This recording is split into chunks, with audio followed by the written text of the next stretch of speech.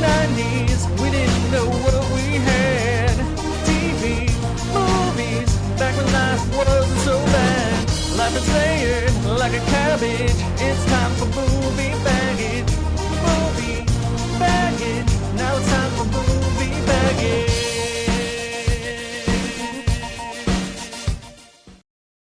Hey everyone, and welcome to another episode of Movie Baggage. I'm here with my co-host, Victoria Lear, and I am Jake Palmer. This is the podcast where we break down movies from our past and decide if we were scarred for life by them. Vic, do you like our theme song? I haven't asked you. I love our theme song. I mean, you asked me when you first made it. You were like, "Hey, I made this thing." And I was like, "I like it. Let's do it." Oh yeah. A lot of people think I'm singing, but it's not me. What? Who is it? My cousin Duncan. No, it isn't. Yes, it is. What? Yeah, I got him to do it. So if anyone doesn't like it, you can take it up with him, not me. Oh, I see. Right. Yes. We can dunk on Duncan. Oh, nice one, Vic. Yeah. Yeah. I'm here for that. Destroy Duncan. How you doing, Jake? I'm okay. No elaborating. No, not right now. We got some improv coming up at the end of the week. Yeah, me too. Yes, that's what I said we. Oh, yeah, right. That should be fun. We'll do a show at FST, Florida Studio Theater in Sarasota. Yeah. If you're local, come out. It'll It be a good will have time. it will have already happened by the time this is posted. Right. So Oh, but my no, because our showcase on the 17th wouldn't have. oh yes. Oh man, we got a lot coming up. Yeah.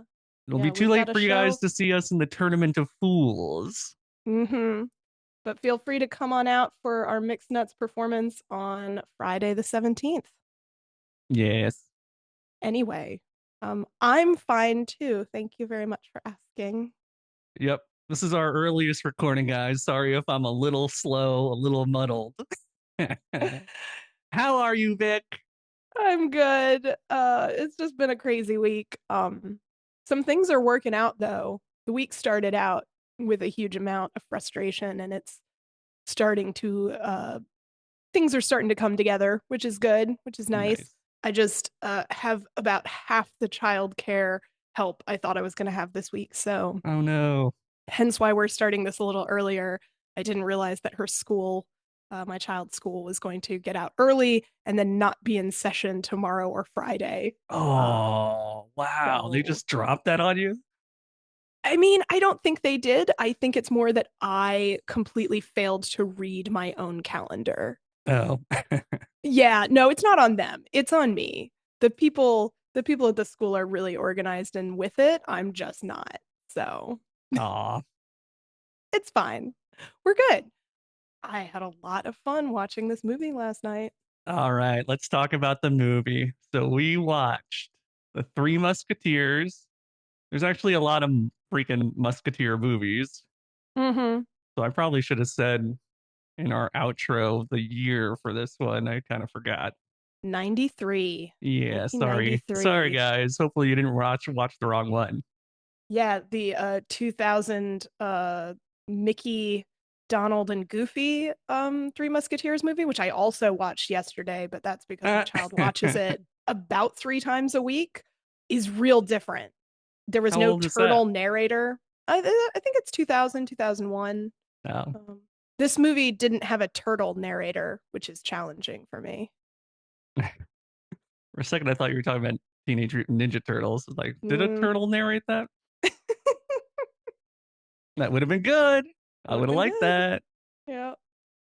But no, this is your pick. This Yes. So I movie. don't have you have not seen this one. Mm-mm. So this was one that I watched a bunch as a kid, and I'm so excited to get someone's fresh eyes on it because I like it a lot, actually. I'll just say that right now. And I can't wait to see if you slam me for that. Dunk on me like you're gonna dunk on Duncan. Mm-hmm. Well, we'll blame Duncan for everything. Yeah, I didn't see this. I've never seen this movie.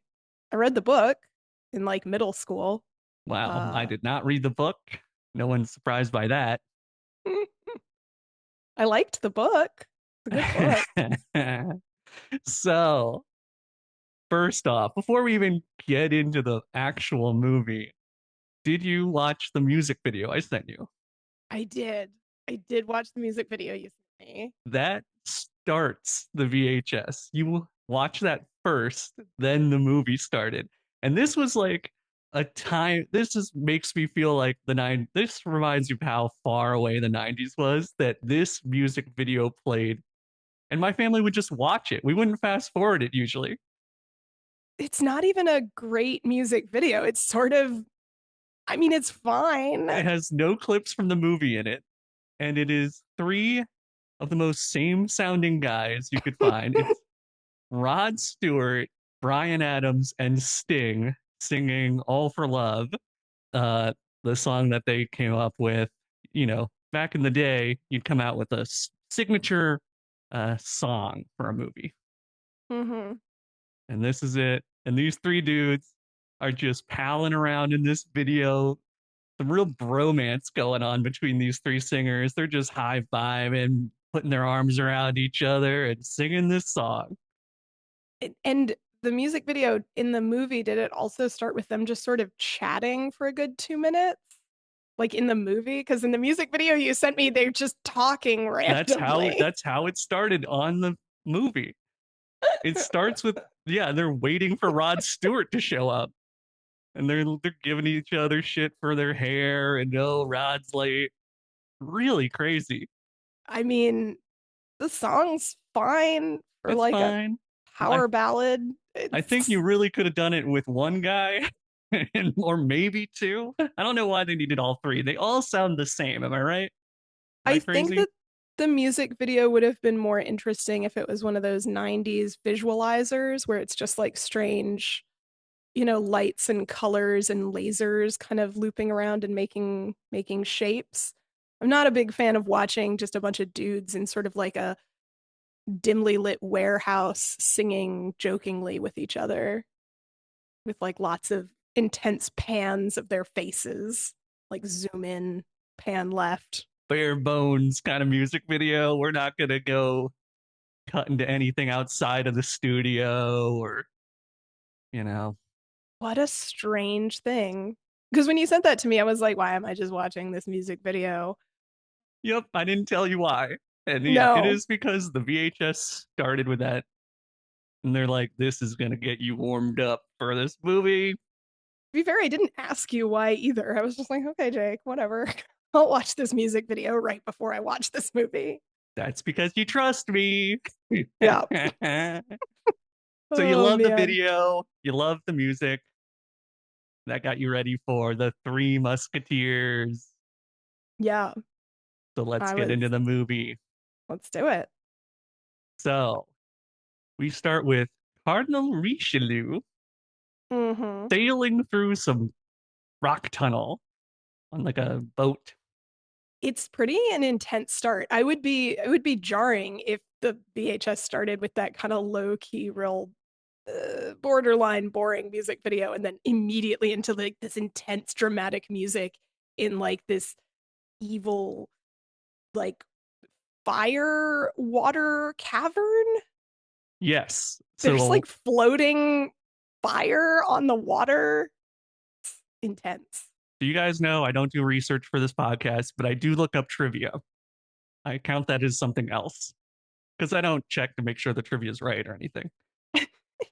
But the only trivia I got for this movie is this whole film was made in Austria, and those tunnels are old Nazi tunnels they used in World War II. Oh, And it's like a flooded cavern, and they did like experiments down there and shit. no wonder it seems so evil. It adds to it somehow. These are evil caverns. And we got the most evil guy on the planet down there, Cardinal hmm Richelieu. He is played by Tim Curry. Tim Master Curry of evil. is He is not holding back in this one, Vic. He is evil every scene. Even when he's pretending to be good, his evil is just he's this grin that he has all the time. Is evil. Oh, Tim Curry is incredible at making anything sound deeply, deeply creepy. Like, no Yep. matter what he is saying, he has a way of just being intensely creepy and evil about it. And yeah, from opening scene, it's it's evil fire cave dungeon torture with very, very top evil Tim Curry. Mm-hmm. It's excellent. I'm already on board. Okay. So yeah, there's a lot of torture going on down in these tunnels. This is where they're questioning people, and they got a guy tied up. We have a great back and forth with him and the Cardinal about, please, you're a man of God. Don't do this to me. And he's like, I won't. And he has his main man, what's this guy's name? Rochefort. He's the guy with Yes. the eye patch. Yep. And it's the 90s. So we know that if there's an eye patch, that's an evil person.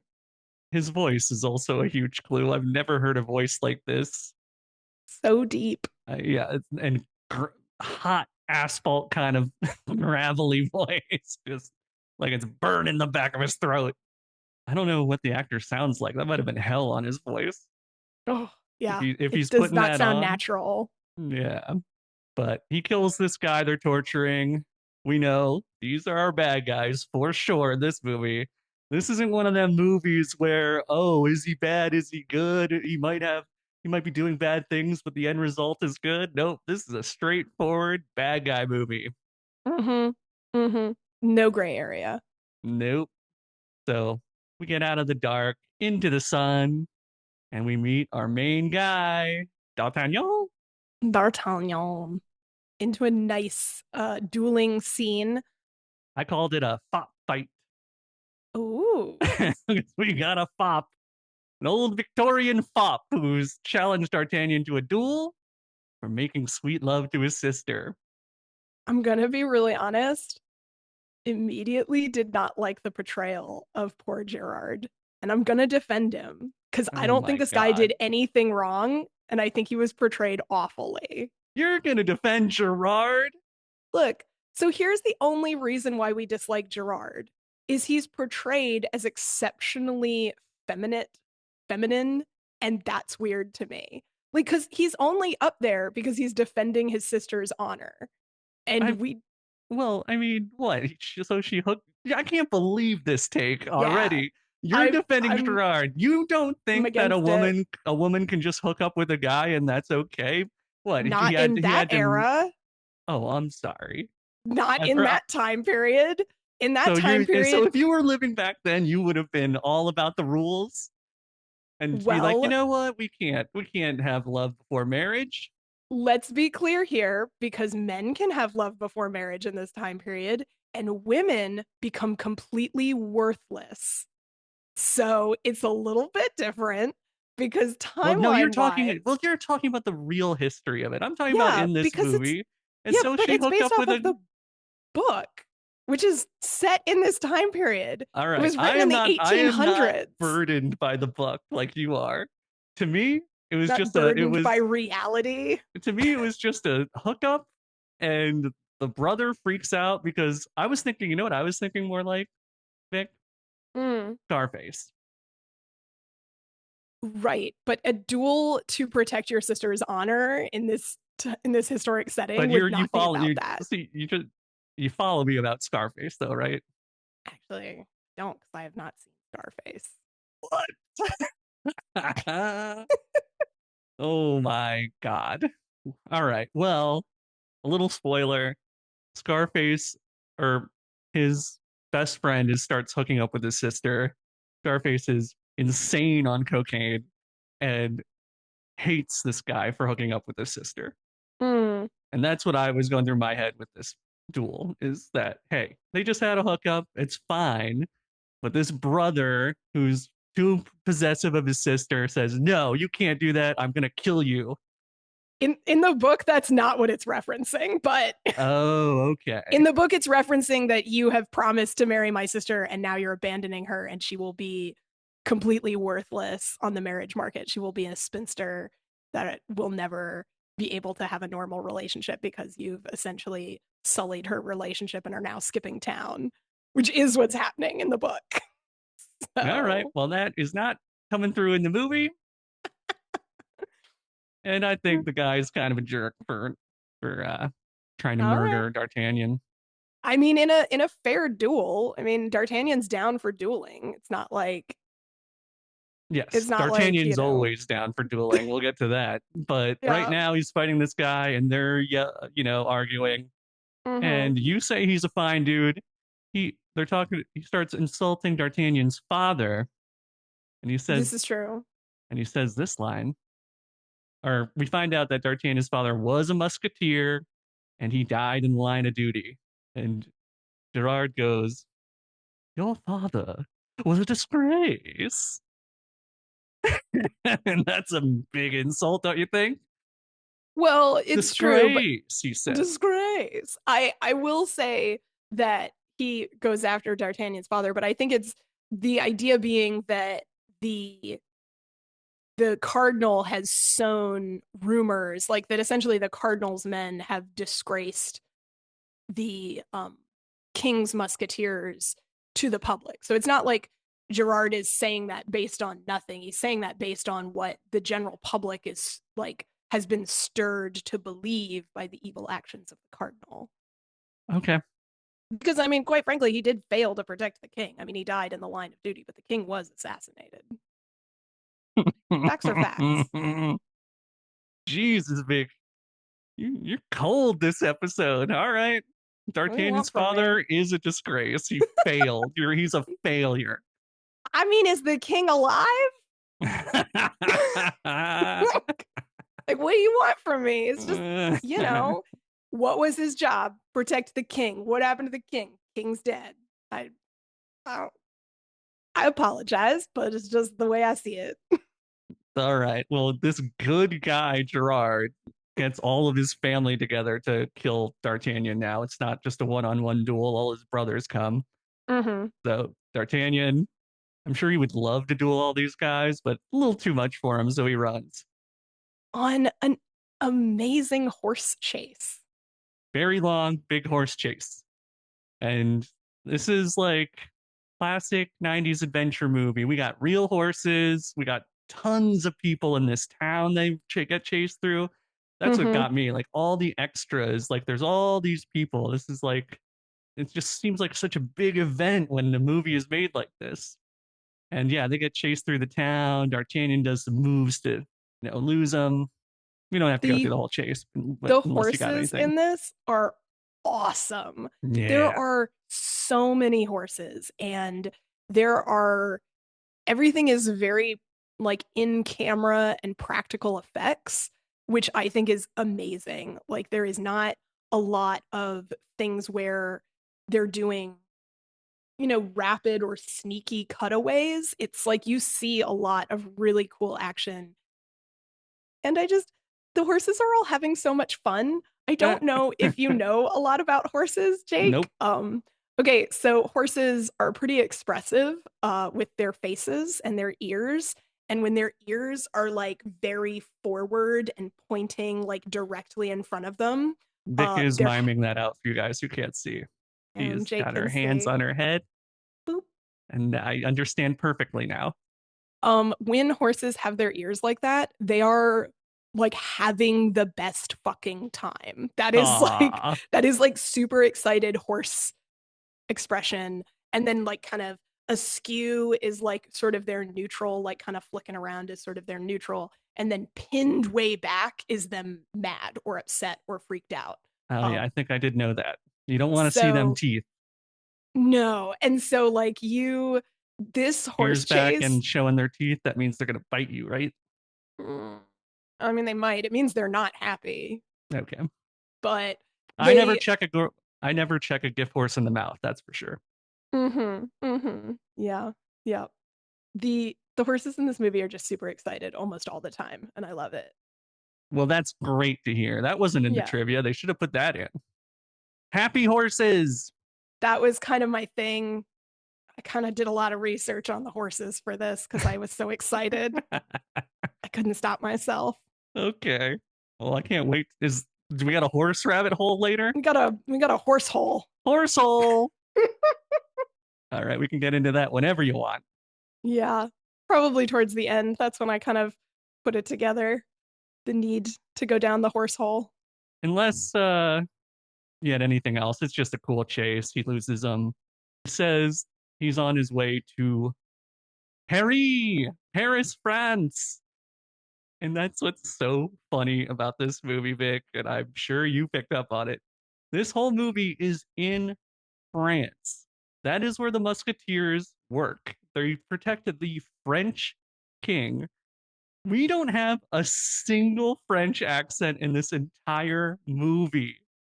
It is so funny. Cardinal Richelieu, his name is Richelieu, is hard British Tim Curry. He is not putting on an accent at all. And he talks about, I'm the French cardinal. I live in France.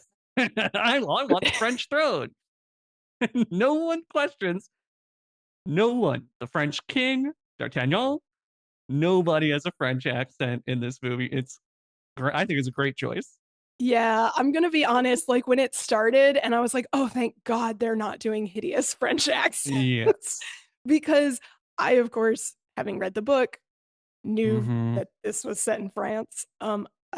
Very clearly. I think musketeers were only French. I think like if you musketeers as like a name for a military unit or group was exclusively in France. But yeah, like I don't think as a kid I ever even realized it was in France.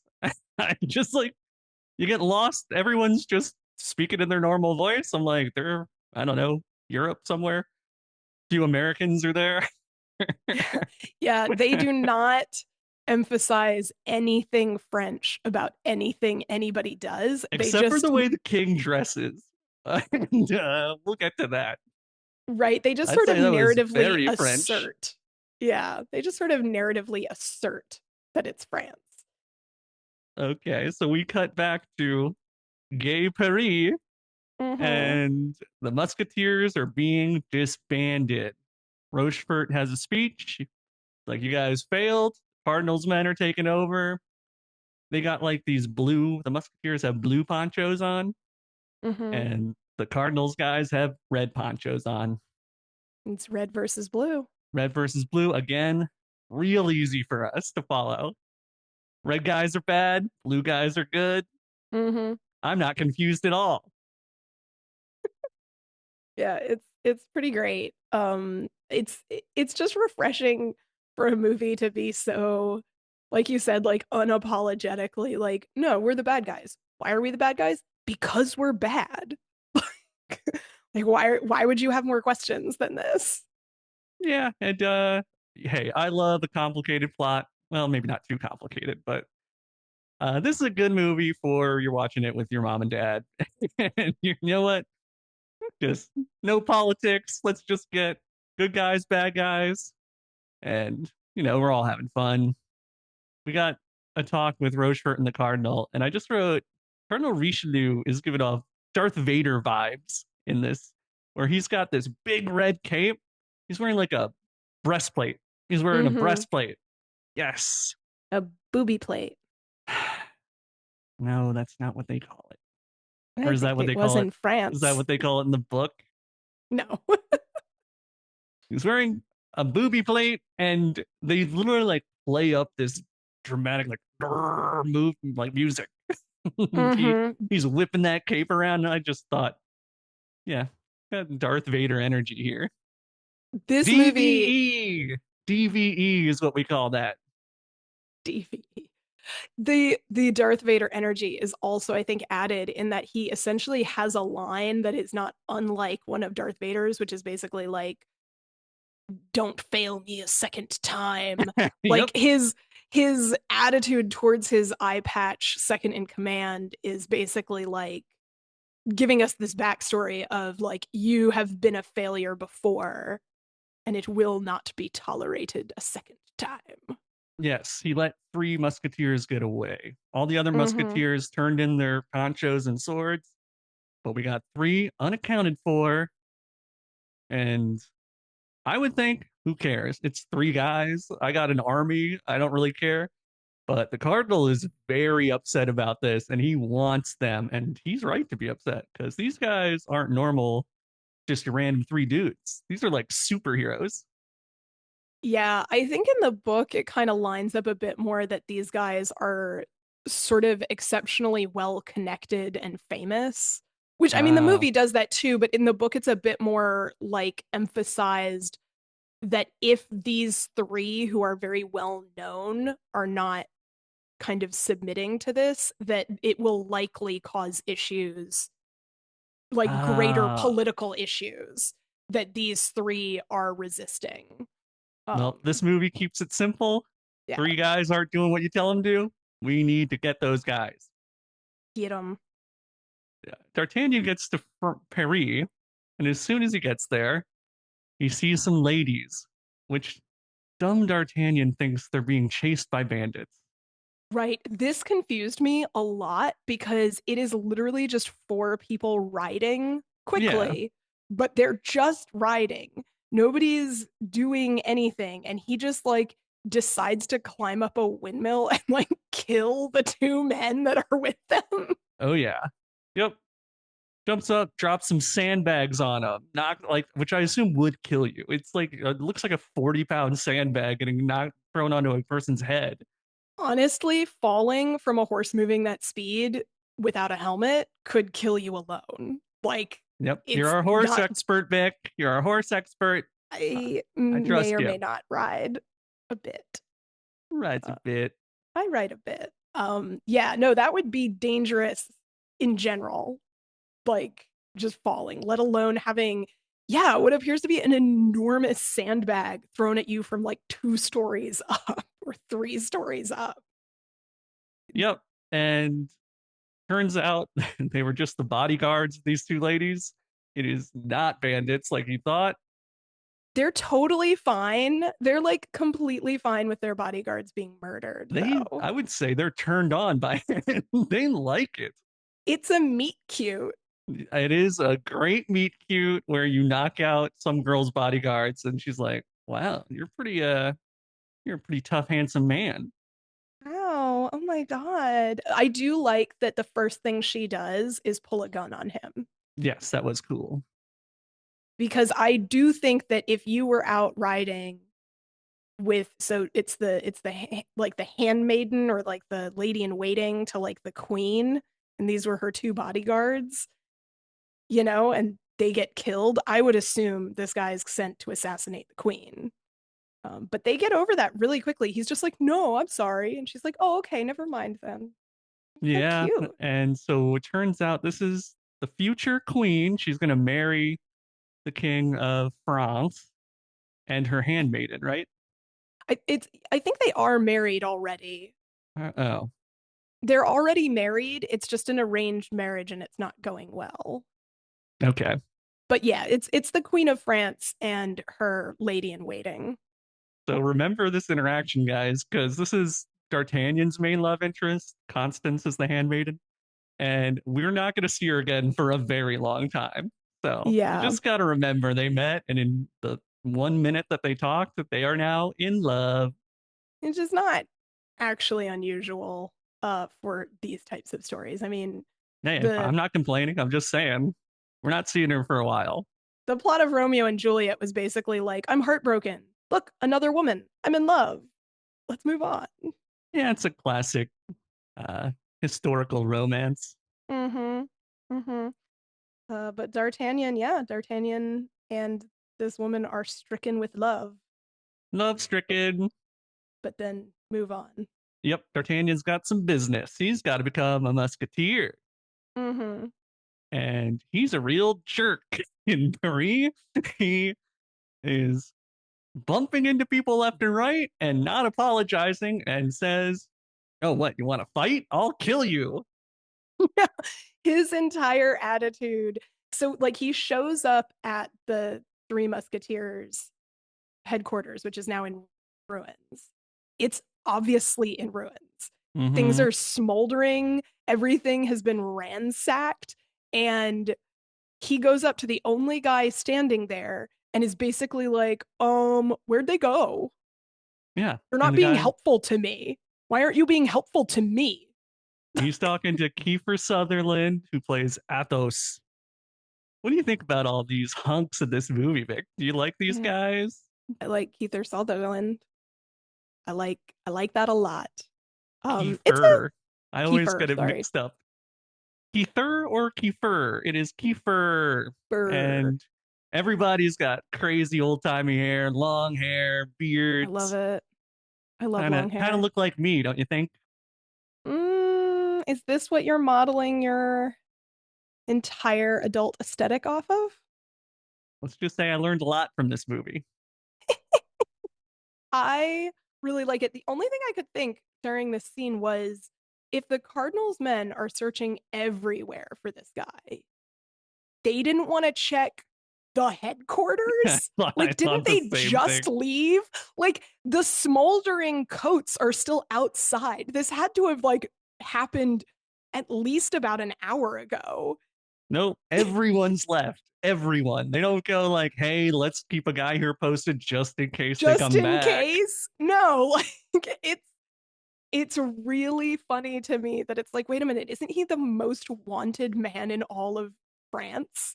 And he's just in the headquarters that he used to work in. Yep, but he's not mean. He just tells D'Artagnan, "Yeah, we got disbanded. Sorry." And D'Artagnan's like, "Well, you're not being very helpful." It's like, what do you want him to say, man? An insane take on that, like, because it's very obvious that something intense happened here. Like, there's smoldering capes and boots and a pile of broken swords. Like, all the flags are ripped down and burning on the ground. And there's this one man sort of standing there in deep, intense thought. And you come up to him being like, excuse me, where's your manager? You're not being very helpful to me right now. I need to speak to your You're manager. so right. D'Artagnan's being a real Karen right now. He's, I'm sorry, but same as in the book, D'Artagnan's an ass. Well, they got a good guy to play him. What do you think about Chris O'Donnell? He's like 90s heartthrob, but he's either I can't all right, there's two things either going on here. He's either playing this part perfectly as an Mm-hmm. irritating young man who's really cocky, but every line is just kind of annoying and sounds like he doesn't really know what he's talking about. Like he's just full of bravado, but Mm-hmm. no, he's a young guy. He has no experience in anything. Or he's just playing himself. What do you think?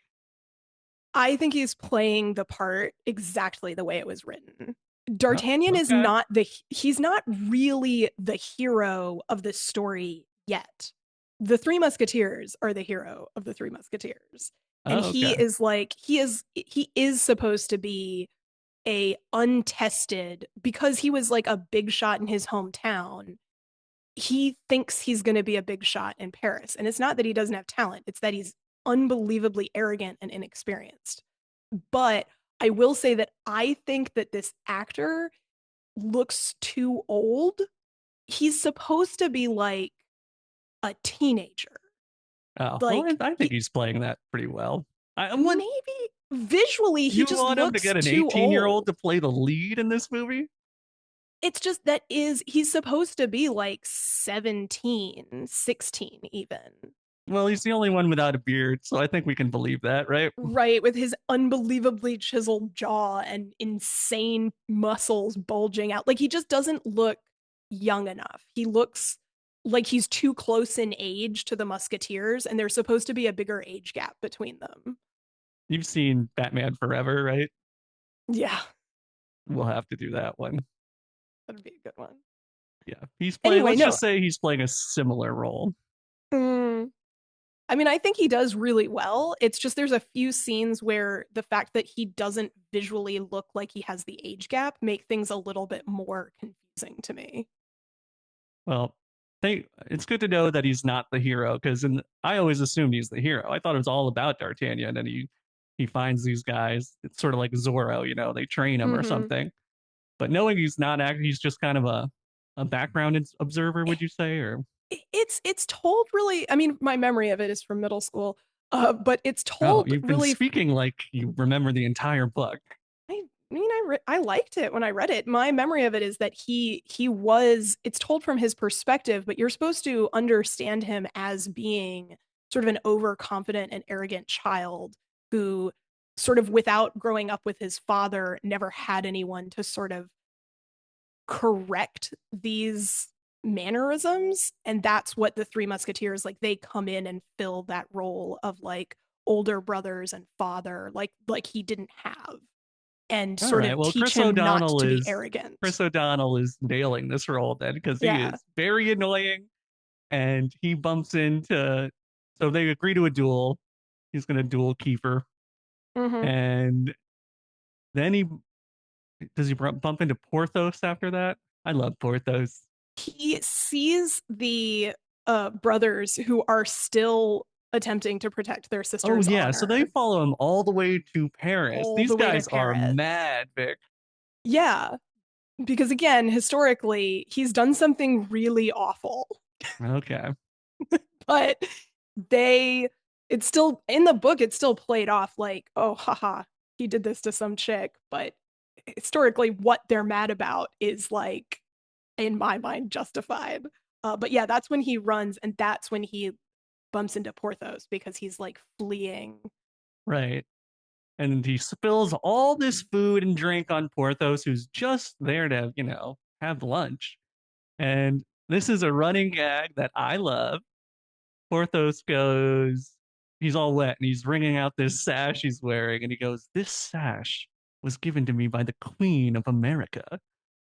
And D'Artagnan, being a smartass, goes, "There's no Queen of America."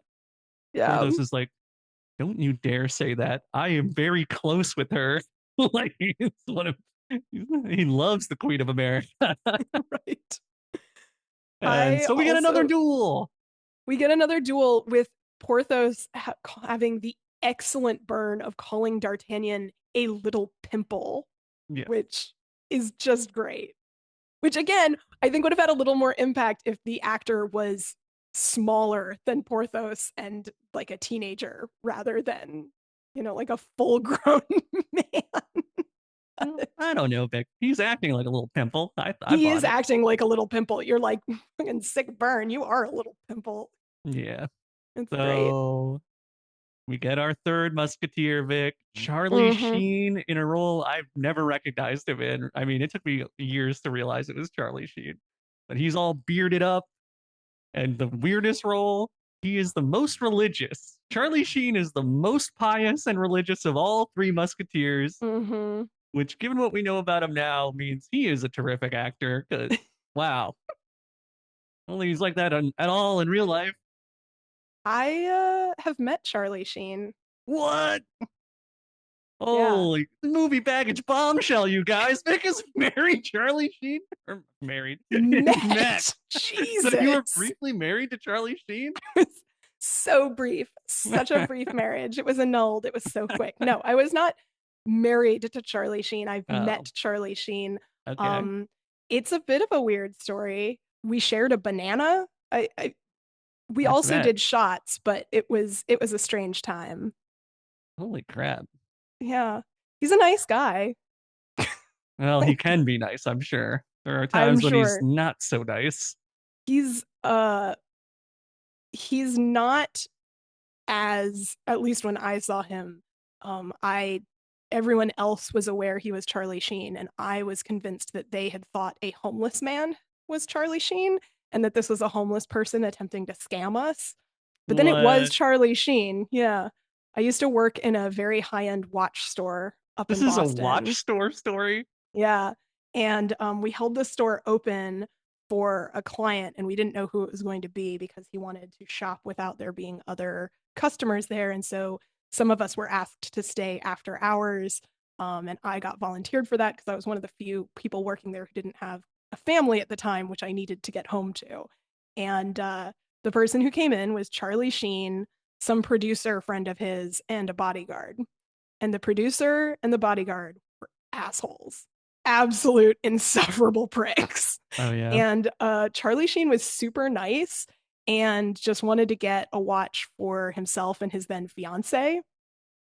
And he kept wanting to leave to go get food, but the other guys were kind of like the other guys were a bit more insufferable and were really shopping and chatting up, and everybody was schmoozing a lot. And Charlie Sheen was complaining about how he thought he was going to get low blood sugar.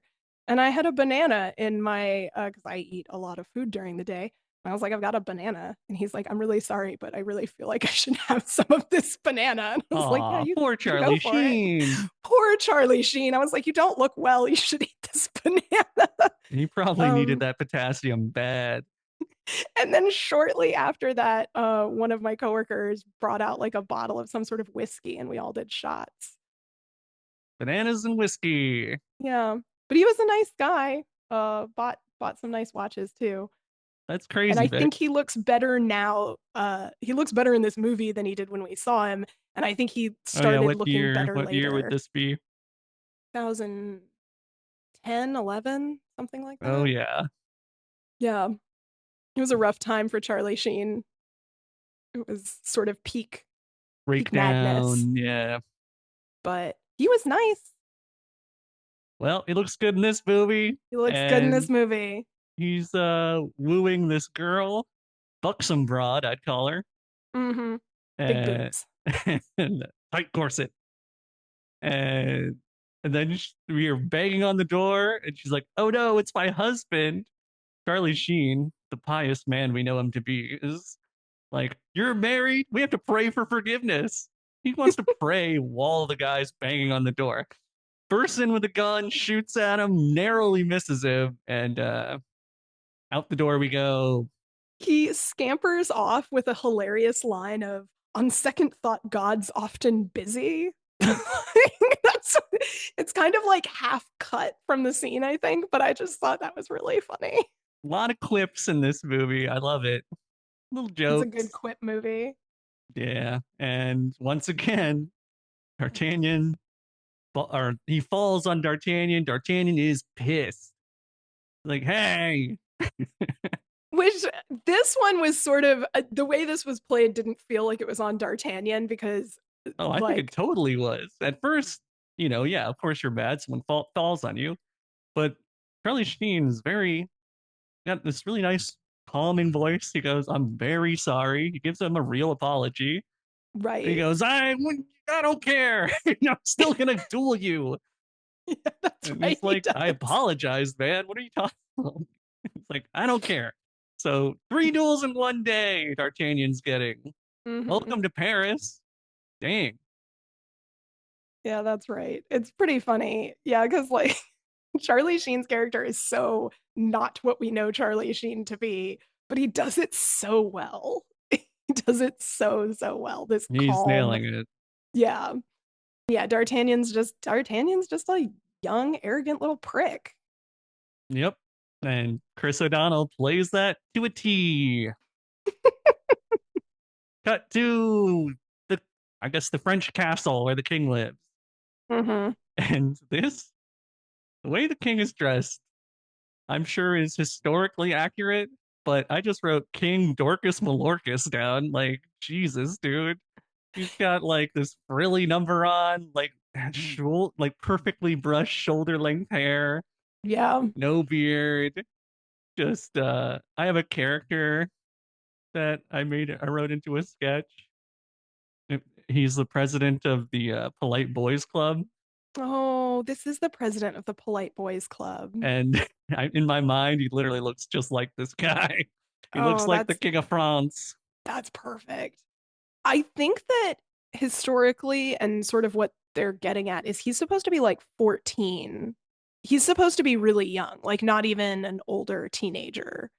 Um, and the creepy lead up scene to this with Tim Curry as the cardinal and the young queen of France is creepy because she is also supposed to be exceptionally young. And I think this age gap does come across that the cardinal's sort of like deeply creepy sexual innuendo with this very young queen is so uncomfortable and so creepy. And Yeah, then, I don't. I found it. I know it's like uh it's just played up so much, Vic, that I didn't find it that creepy because oh, Tim Curry is up plays it up so much that he's such a mustache twirling bad guy that I'm right. like, it's clearly a movie. I'm not really feeling like this is gonna get crazy creepy. Ugh, it's creepy to me. It's creepy to me. All I right, fine. also I'll cut like, my opinion out. I I don't like want to. I that. don't want to end up getting hate mail. Hey, man, we got to have two different opinions. You can be pro Tim Curry hooking up with a teenage girl. I You can didn't take say that that. I did stance. not say You that. you can stand here and publicly declare that you think that Tim Curry should be able to hook up with young teenage children, but I'm not. I'm not going to stand here and say that. Did not say that, Big. You are spreading rumors and lies about me. I will not take it. I'm just gonna sue you, probably. Yeah, that'll work out well. Anyway, Anywho, the king though, for his youth and nerdishness, is showing signs that he is not going to be manipulated by the cardinal. yep, this king's got some backbone. Mm-hmm. Like his father before him. Yeah, like his dead father. The Three Musketeers unite. They beat up some cardinal guys in a tavern or something. Is there, am I crazy? Or in the background of this scene where Athos and Aramis have like defeated and murdered like 40 of the cardinal's men all around Mm-hmm. this tavern, is there a chandelier of dead rat carcasses hanging in the background behind the Cyclops guy? Because it was really distracting. Damn, Vic, I don't remember seeing that.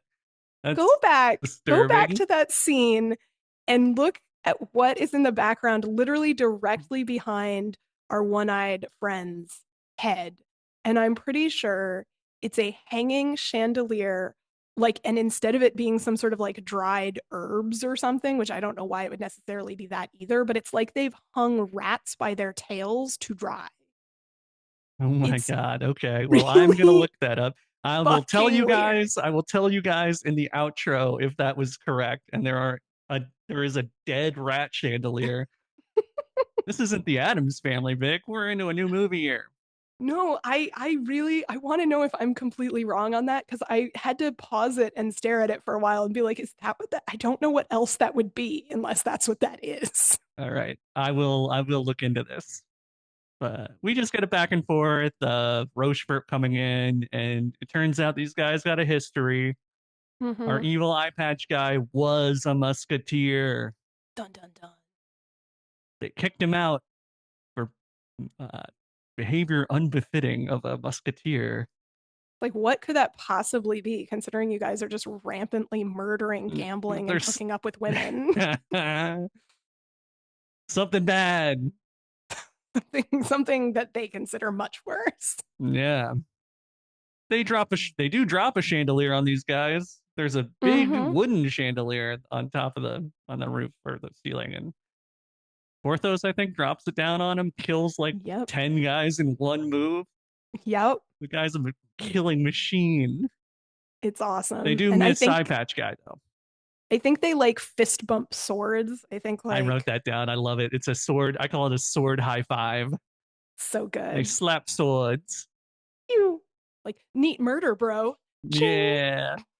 It's good. I love it. It's a lot. It's a lot of swashbuckling, and I love it.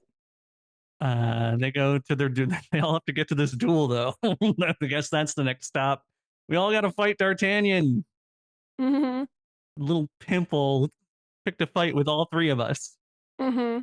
So they all picked like the same dueling spot. No, they actually don't all pick the same dueling spot. That's It's what I that you would. thought, but they all show up to the same spot. It's because historically, when you duel, you would have a second and a third. That you'd have people basically to It's dueling Ah, etiquette of historic nature. So that's why they all show up there, is because the others are his second and third. And he kind of hints at it. He's like, and here come the grave diggers now, like, because they're there to sort of deal with the death if Athos should fail, which of course they don't expect him to, but um okay. and that's when they all realize, like, hey, wait a minute, you're supposed to meet me on the other side of town in like an hour. But yeah. Hmm. And they're Well, endeared by this. They think it's adorable that he thought he could take on all of them like one right after another. yeah, who is this kid? Come on, man. They're like the three best musketeers in the world. In all of France. Oh, France. Vive la France. But they take off their cloaks and they're wearing their colors for this duel for some reason, which I would think is against the rules. Like you don't want to wear your business your job uniform to a duel, a private duel. What do you think about that, Vic, and your history of dueling? Well, I do think that it's sort of said and implied that at this point, dueling like this, like there are very few types of duels that are legal. Like Oh there yeah, it was is a, illegal. So it's no they're rules. doing an illegal duel, and they don't believe it's illegal. They believe that their sort of status as musketeers should basically sort of make them judge and jury on what should be legally allowed. You're just Well, kind of like, anyway, well, kind of a way to dumbass. cover up your crimes. Yeah, sure. Well, dumbass D'Artagnan is like, oh, I picked fights with Three Musketeers, I guess. Mm-hmm. Uh-oh. He's like enamored with them immediately. Well, he says it's gonna really hurt to kill these guys. He's like, I'm not gonna take a lot of pleasure in this. You're literally the last three musketeers, and I'm trying to join you. What a pickle. A pickle. Luckily, if this hadn't happened, this movie would be over right now. D'Artagnan would definitely be dead. D'Artagnan would be dead and the movie would be over. But this duel is interrupted by the Cardinals' men. They've caught up to him. Time to take you boys in. Mm-hmm. It's good. And we get sort of this uh like kind of kid being like, let me be a part of it, guys. Like, I want to be in on this. And they're like, why in God's name would you want to be in on this? Yeah. Like, if you're in on this with us, you're going to be hunted down and killed. And he's like, that's exactly what I want. Yeah. D'Artagnan changes gears real fast here from about to murder these guys to I'm going to help you fight and defend you. Mm-hmm. And we get some grade A swashbuckling. This movie's all about swashbuckling adventure, guys. We get Mm-hmm. fencing. These guys had to all take fencing classes, except for Charlie Sheen. He didn't. But you can tell. I mean, say what you want about Chris O'Donnell. I know I'm the one judging him, but his fencing looks good. So I actually took fencing for many years. Don't give me that look, Jake. This I is gonna. This podcast is gonna be 8 hours long. If you have you've done horseback riding, met Charlie Sheen, done fencing. yeah, Got so much history, Vic. What a I'm sorry. you're a prolific woman. I'm gonna say is that I did fencing at the summer camp that I went to for okay? many, So many all right, years. let me hear it. Is this good fencing or not?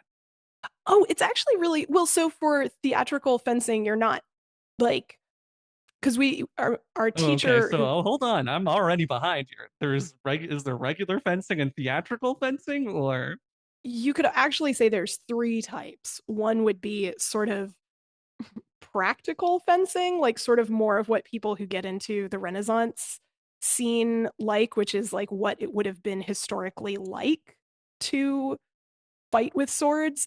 There's what fencing currently is as an Olympic sport, which is pretty different from what historically would have been accurate. And then there's like theatrical fencing, which is like for plays and movies and things where you're not actually trying to obviously hurt your fellow actor. all Um, right? Well, I'm gonna try and keep this podcast under 3 hours long. So let me just ask: how many people did you stab? How many people did you beat? I had a nickname, What is it? uh, Victoria Meaner Than Most Dumbaugh. I used to be called Meaner Than Most. Hell yeah! Oh, I can only imagine how vicious you were in a fencing fight. I was actually better with sword and shield. Oh my God, you did sword and shield. Yeah, and the reason why this made me laugh is because there's a scene with Pathos where he has a bolus. It's like a weapon with balls tied to strings. And we really wanted to play around with that. And our Yeah. fencing instructor was like, I have no idea how to make this type of weapon safe for you guys to do anything with. Oh yeah. Um, but we figured out a way to do it with tennis balls. Oh, there you go. And you're supposed to throw it to like try and catch people's legs and trip them or animals. It's like kind of more generally used for hunting. Um, Wow. yeah, and it's really, really hard to do correctly. And even with tennis balls, hurt like a motherfucker. Because did we chase each other across fields throwing at each other? Absolutely. We never Holy, tripped I anyone can't. because we weren't that good, but we So you. absolutely hurt So ourselves. this isn't fencing. This is like general medieval weapons training. I can't believe you, Vic. Our fencing instructor was much more on the like Renaissance side of things than like what like more like modern day Olympic level type fencing is, or like Olympic style It sounds fencing. fun as hell. It Wow. was fun as hell. We had a super violent game of capture the flag one time. Oh my God. How many deaths were involved? I don't know. I tried to take out a girl named Andy, pulled my hamstring. It was rough. Oh, Had a good time though. yeah, that sounds so fun. Really fun. What was it, Vic? Anyway, Vic mean as hell? meaner than most. Meaner than most. I That can was my only imagine. moniker. You're a vicious improviser. I can only imagine you on the battlefield. I loved this scene so much because it just reminded me of my youth Yeah. running through the fields, fighting random other girls in my summer camp. But yeah, Porthos is awesome because yeah, he has all these like what I would call medieval gadgets. You know what they're all called. But yeah, he's got the bolos. He's got like this three-bladed knife he can use to break blades. He's got all sorts of stuff. Yeah, Not to mention all these gifts from powerful people in other countries. powerful women. Powerful women. They beat all the guys. Three Musketeers say, "See ya, D'Artagnan. We're, thanks for helping us, but we still don't like you because you're annoying." You're still a little bit of a prick. And so they all leave. A bunch more Cardinals men show up. D'Artagnan's there alone, Mm-hmm. and being our hero, he just says, "Screw it. I could run away, but I'm gonna charge like 20 men right now on my horse." Fight them all. And Rochefort just knocks him off his horse. He's like a badass fighter. Yeah, it's another movie that takes concussions really lightly. Oh yeah, this one definitely. We're getting a lot of knockouts here. A lot of So knockouts. yeah, they just punch out D'Artagnan, take him prisoner. We go back to our scary Nazi tunnels. Evil, stormy castle with Nazi tunnels and torture den. I did want to say we got a chunk down here in these tunnels. Oh, horrifying. Like Chunk from the Goonies is down there. This mutant bald dude. the henchmen, I just wrote, ew, these henchmen are horrifying because I just don't even understand why there was the need to make him so unbelievably grotesque. Oh well, there is a need, but I'll save it for when it happens. Mm-hmm. But we just get a quick glimpse of this big bald guy covered in oozing boils. He's Like disgusting. pus. And Rochefort questions D'Artagnan. Turns out Rochefort knew D'Artagnan's father, or maybe that doesn't come out, but he knows that D'Artagnan has his father's sword. Yeah, it's really like hard to put together because I thought that was revealed right here. But then later, D'Artagnan acts like he's like, you knew my dad? It's like, were you not listening to a single thing this guy fucking said? That seemed really obvious. Well, we know D'Artagnan's not the brightest, and He's not but known for his Rochefort intellect. takes his sword. That's what's important. Mm-hmm. Mm-hmm. It's like this gold musketeering sword. It's pretty nice. Yeah. And D'Artagnan escapes after this conversation. He's creeping around, and he just happens to open a door with the Cardinal talking to a beautiful woman. Yeah. This is good. This is juicy. Her name is My Lady, which I think is lazy. Y- Yeah, the I don't think it's like her name because then later she's I'm looking called at her the actual credits. It name. says My Lady. I It's know. Milady. Yeah, it's like a title. She has a last name. It's De Winter. De Winter, yes. Yeah. Countess de I Winter. I really like this intro because Tim Curry is being his exceptionally seedy and creepy self, Yep, we love it. evil, and he comes up to basically like grab her boobs, like do a double-handed boob grab, which Hmm. just immediately leads to a shanking, like an almost shanking. De Yep, Winter just pulls a she's knife got a on him, blade on her ready to go. and she just says one of my favorite lines, which is, "With a flick of my wrist, I could change your religion." Yep, that's a thinker, but I got it. Yeah. And the Cardinal backs the fuck down.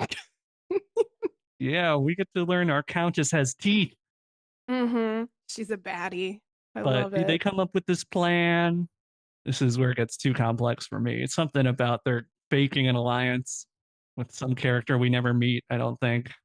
Right. It requires a bit more knowledge of sort of greater European history, but yeah, they're not faking an alliance. They're forming an alliance with essentially the equivalent of the Cardinal in England.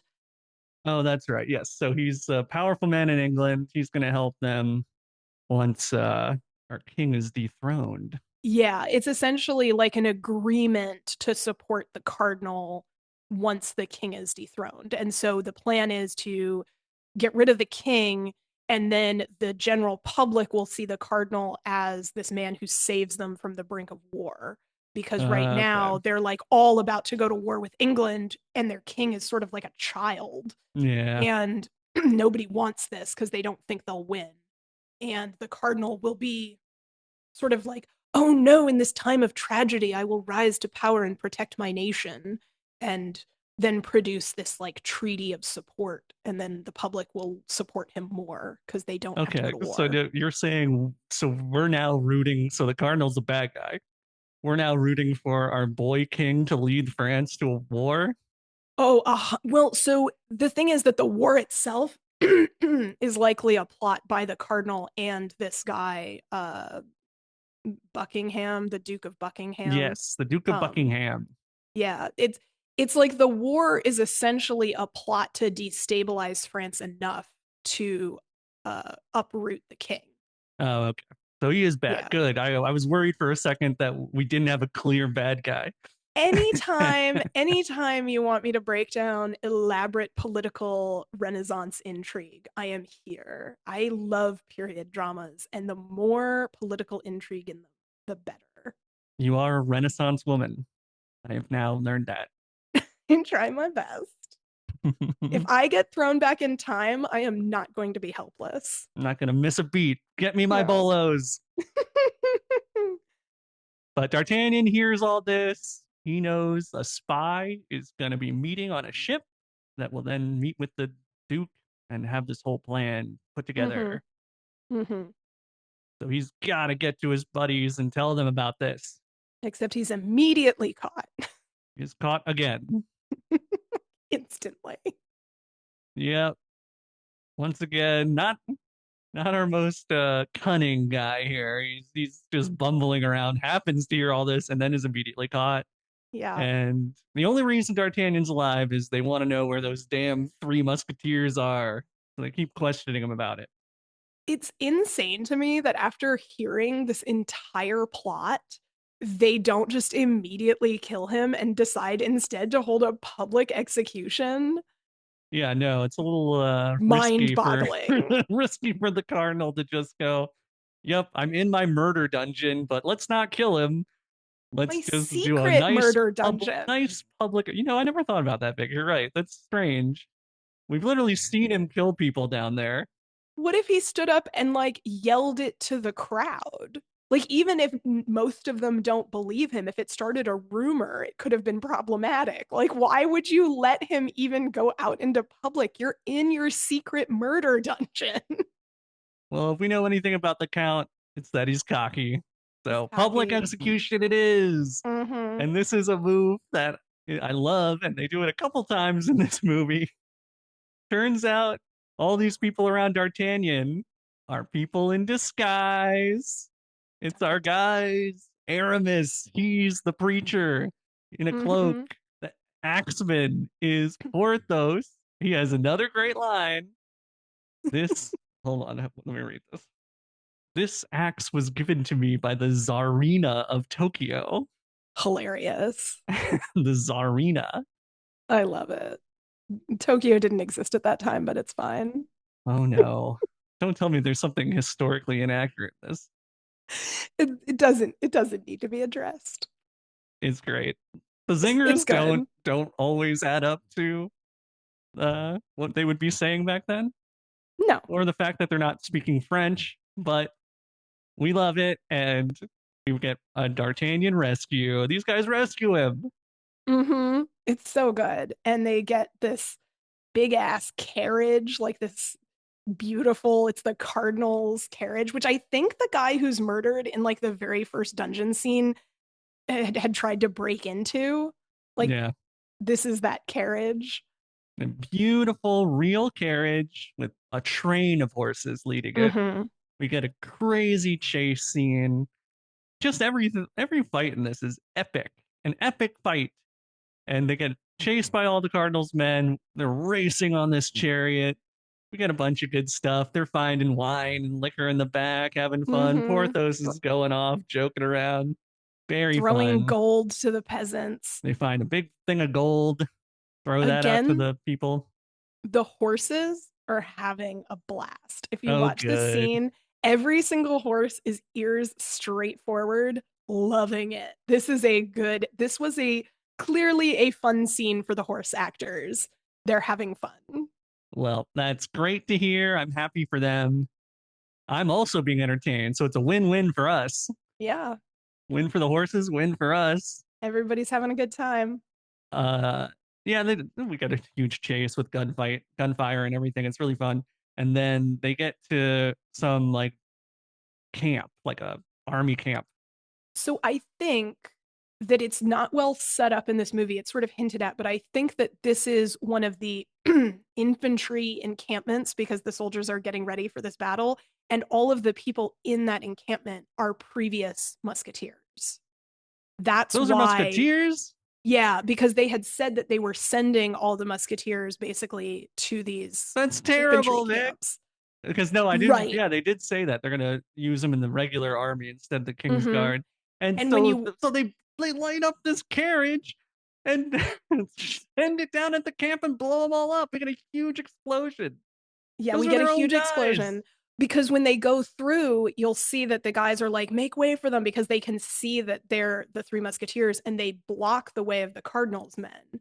But then to further their getaway, the Three Musketeers blow up the camp, which, yeah, I would think would lead to a lot of deaths of their own comrades as well as the Cardinal's And that's men. sad now. Yeah, But yeah. it is an awesome explosion. They light this carriage on fire for real, push it down a hill, and it runs into a bunch of gunpowder, and the whole thing Mm-hmm. lights up. It's crazy. Big boom is what I wrote. Yeah, Big big boom. boom. Loved it. Oh yeah. So during the chase, though, D'Artagnan tells them about this crazy plan that Cardinal has to take France. Mm-hmm.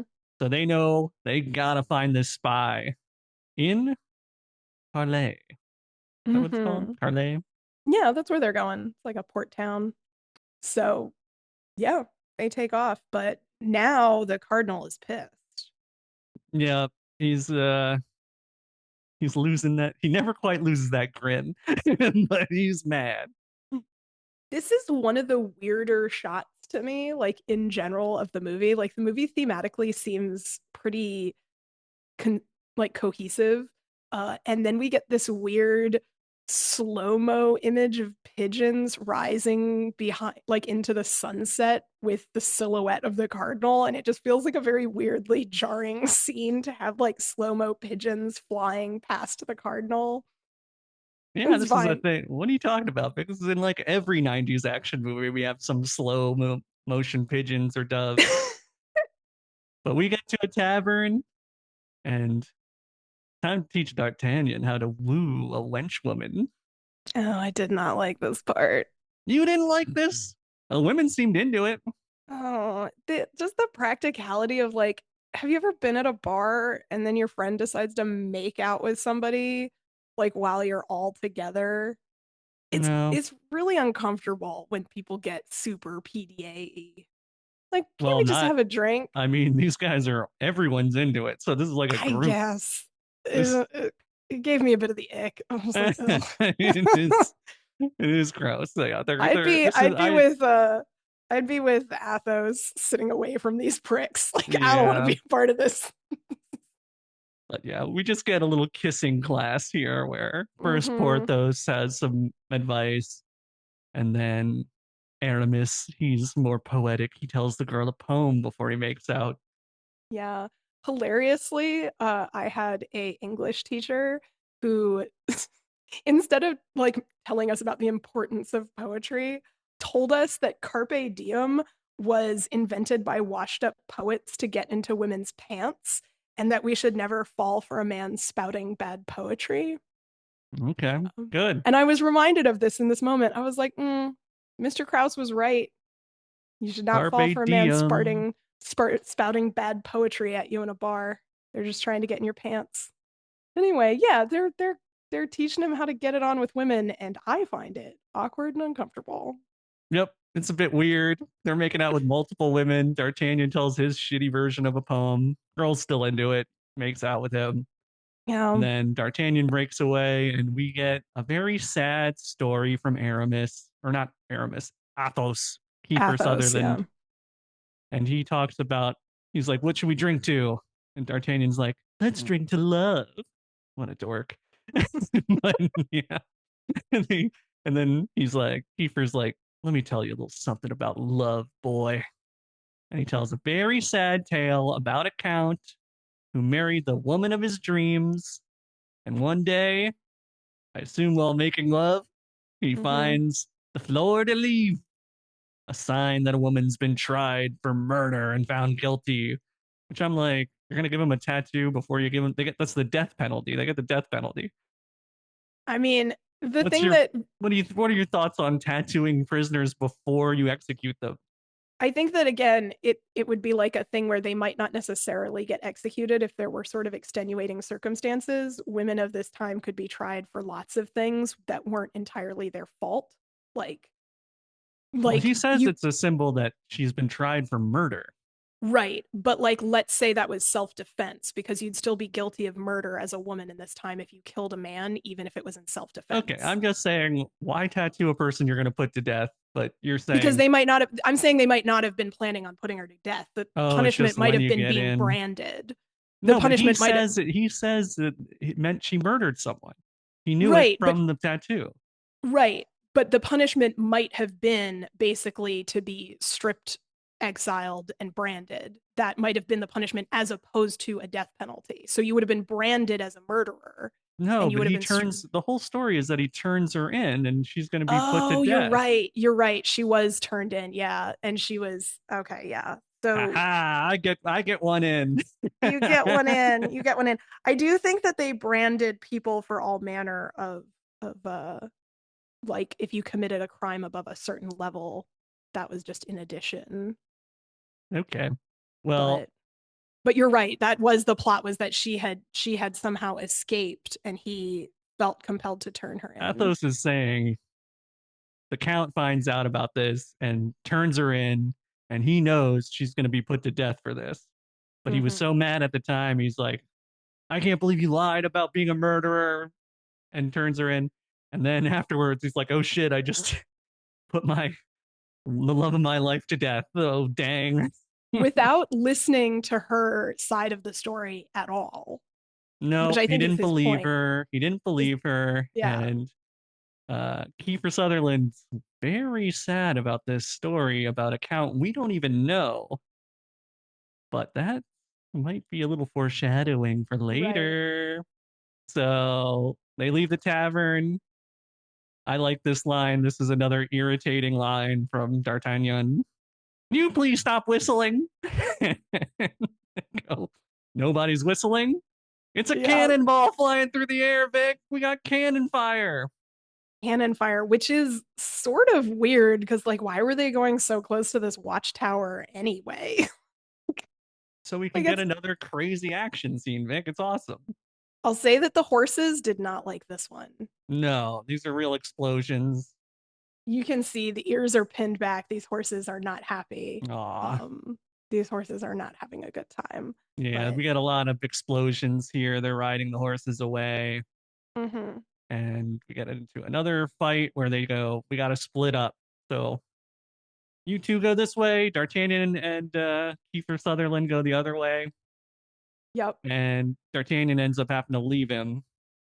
He's like, I can't leave you, man. And he's like, you better go or I'll shoot you myself. And then D'Artagnan, that's how you get D'Artagnan to do anything. It's like, I'm going to have to kill you if you don't do what I say.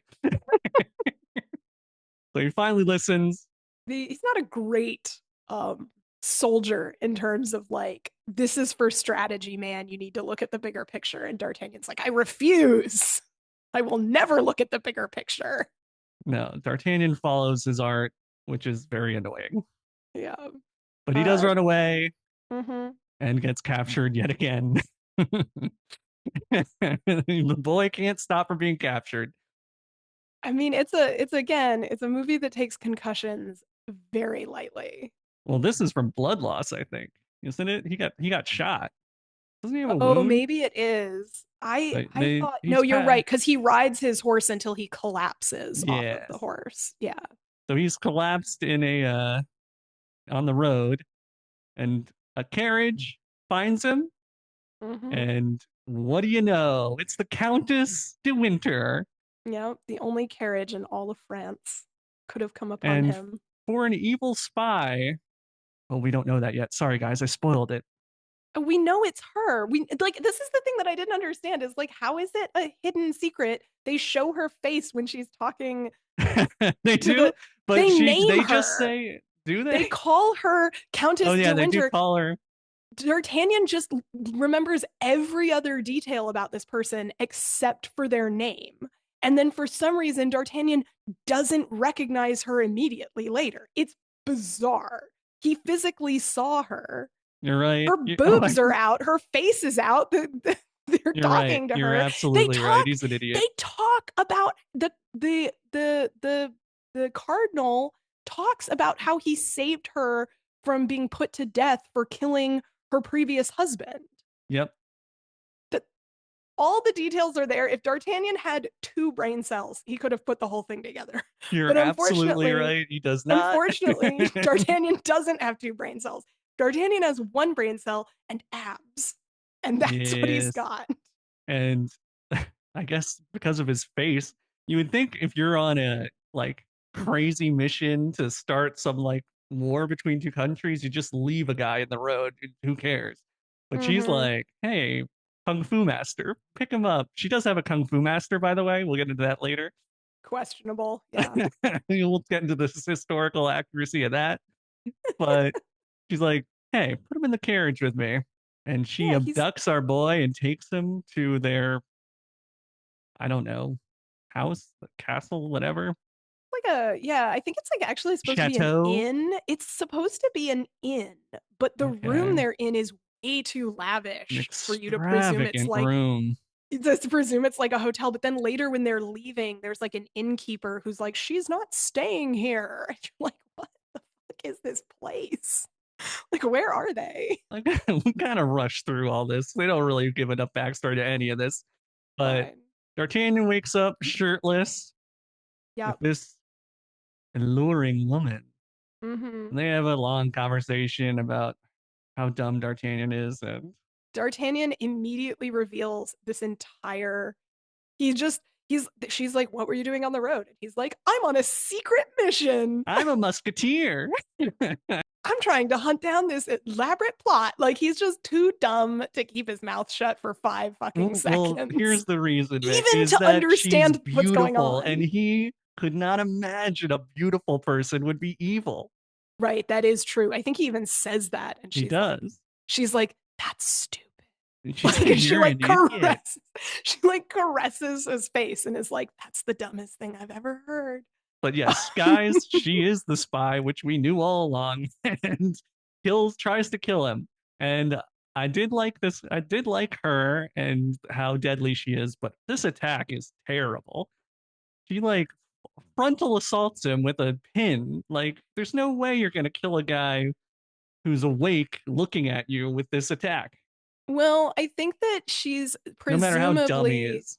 yeah, presumably it's like they're making out and she pulls it like a dagger out of like her hair or something like that Yeah, and it's but gonna it was stab him. in But full view of him. oh, it was not for how well choreographed everything else was. This one was not great, especially considering she's supposed to be like a Black Widow who has killed Yeah, she many knows men how to kill before. these guys. You would have thought that she would have a better system. Yeah, but so D'Artagnan stops her from stabbing him, but she calls her kung fu master in. He subdues Yeah. D'Artagnan. This was the scene that made me really sort of dislike the the lack of age difference between these two actors because they've cast a very young and beautiful woman to play De Winter. And D'Artagnan, I think, is Vic, you get too so old. Vic, these are movies. You get so caught up in the ages. They're Like, supposed to be, this is supposed to be a young kid enamored with her and acting this dumb because he's like 17. I And think she's supposed to be like in her 40s or 50s. I think She's the way she supposed to plays it, I be bought it. a She cougar. The way she talks and the way D'Artagnan talks are two. One is very simple minded and one has seen the world. She plays it off like That's she's fair. very wise. I don't Yeah. know, like I think the casting is good. She's good. I Yeah. bought it. You're Hmm. tougher though. You're tougher. It's just because I think, well, and again, in the book, I think this is a bigger deal, is like the idea of like D'Artagnan sort of also falling in love with Athos's wife. Oh yeah, they don't They're do that supposed at all. they're supposed to be like there's information in here that the movie was just like, we're not getting into that. Good. Like, Don't complicate things. yeah. All But right. yeah, So she's got a kung fu master. we get to a line that I use in improv whenever I can. So they end up not killing D'Artagnan yet again. Like, you just tried to kill him, they subdue him, and they're just going to bring him with them for some reason. And they take him to the ship that's going to Calais. And I love this line. They go, "Permission to come aboard?" And we hear a familiar voice go, "Permission granted." And I just love the way he says that. It's good. It's Anytime really there's a good. ship, we're on a ship or something in improv, that's what I'm doing. I'm going, "Permission to come aboard? Permission granted." It's great. It's also like, yeah, why are they bringing D'Artagnan? Like, I don't know. He's genuinely, handsome. when he was unconscious, you should have slit his throat. These villains love to draw out the drama on killing these people. Yeah, but doesn't matter. They get to the ship. Turns out that was our boy Porthos saying permission granted, and everyone on the ship is dead, Vic. And they like positioned him to look alive. Kind of And creepy. just to be clear here, this was just the crew of a ship who had been hired to bear, like, who had passengers. These aren't the Cardinal's men.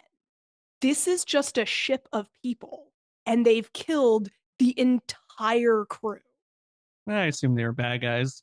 and then puppeted their body about the ship. Yes, they did. It is like, it's kind of funny because they're playing it off a little Pirates of the Caribbean y. It's kind of a good time. But like, if you stop to think about what's factually being portrayed in this scene, it's dark as shit. No, let's not Like, stop and think while we're watching this movie. We get some. no, This is the most swashbuckling scene of all. They're on a this ship, is swashbuckling. Yeah. and we get some great fighting. Porthos is just a hilarious man, joking around as he kills. Mm-hmm. And our kung fu master has this crazy sword dance. He pulls two swords apart, does all these noises, swinging them around. Porthos does a crude mimicry of it, goes, and then he just cuts a rope and the guy falls through. What's it called? I don't remember. It falls I into don't the know. hold of the ship. There's a Yeah. grate and it falls into the hole of the ship, and he, I assume, dies. Yeah. A lot of people, you just sort of assume they die. Like, But this is a I fun like fight. What did you I like? liked this scene where Porthos comes out and one guy just screams, "Porthos the pirate!" And then they all just run off of the ship into the water. They just run into the Yes, sea. he's a famous pirate, or he was at one time. Yeah, hilarious. Man, this guy's backstory, we never get into it fully. No, not in this movie. Nope. But after the fun of this, we get a sad scene. Athos Mm-hmm. catches up to De Winter, and it turns out I couldn't believe it. That's his old wife. That's his Yeah. ex-wife. He was the count, Vic. He was the count that turned in his own wife. And My you know that because God, he calls her by her actual first name, which is Sabine, which nobody would know except the for the bean. husband. Yep. Um, and she gets one of the most devastating lines, I think, of the whole thing, which is, I have become the nightmare you once thought me to be. Oh yeah. Yeah, like because you abandoned me in order to survive, I have become the nightmare that you believed me to be. Yep. She became the murderer he thought she was. Yeah, it's such a badass line.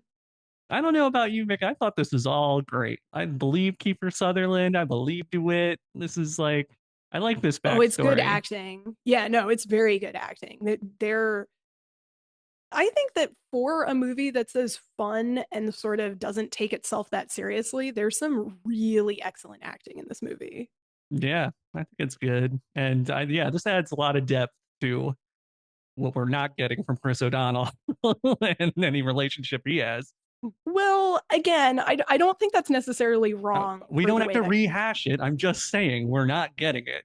no. The thing that bothered me was this whole then I'm that sorry, somehow guys. Sometimes it sounds like I'm mad at Vic. I am not mad at her. I am just desperately trying to keep us on the he's rails here and not make a he 5 hour podcast. he gets so mad at me off camera, guys. No, no. He yells at me and tells me that I shouldn't even be talking during this podcast. No, this we need Vic on this podcast. She's what makes the show. I wouldn't have I don't have any medieval fighting stories. I wish. Who knew that that whole experience was just leading to this podcast? Oh man, yes. Yeah. But I love her stories, but we can't talk forever on this. No.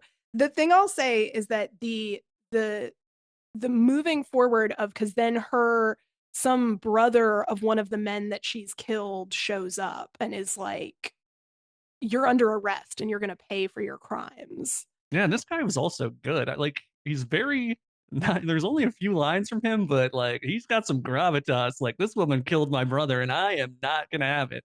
I was going to be sort of like, oh man, who the fuck is this guy? They should just tell him to fuck off because why should we care about him? But then, like, his lines, you're right. He has like 4 lines and you immediately care about his entire backstory. You're like, oh, yeah, this is serious. So yeah, so no matter like we're listening to this guy, Sabine is to be executed. Uh, Kiefer Sutherland cannot stop this. It really pisses me off because you know what? They have murdered just in this scene so many people, some of which, like all of which, are outside the law because they're the wanted criminals, but many of which were just bystanders.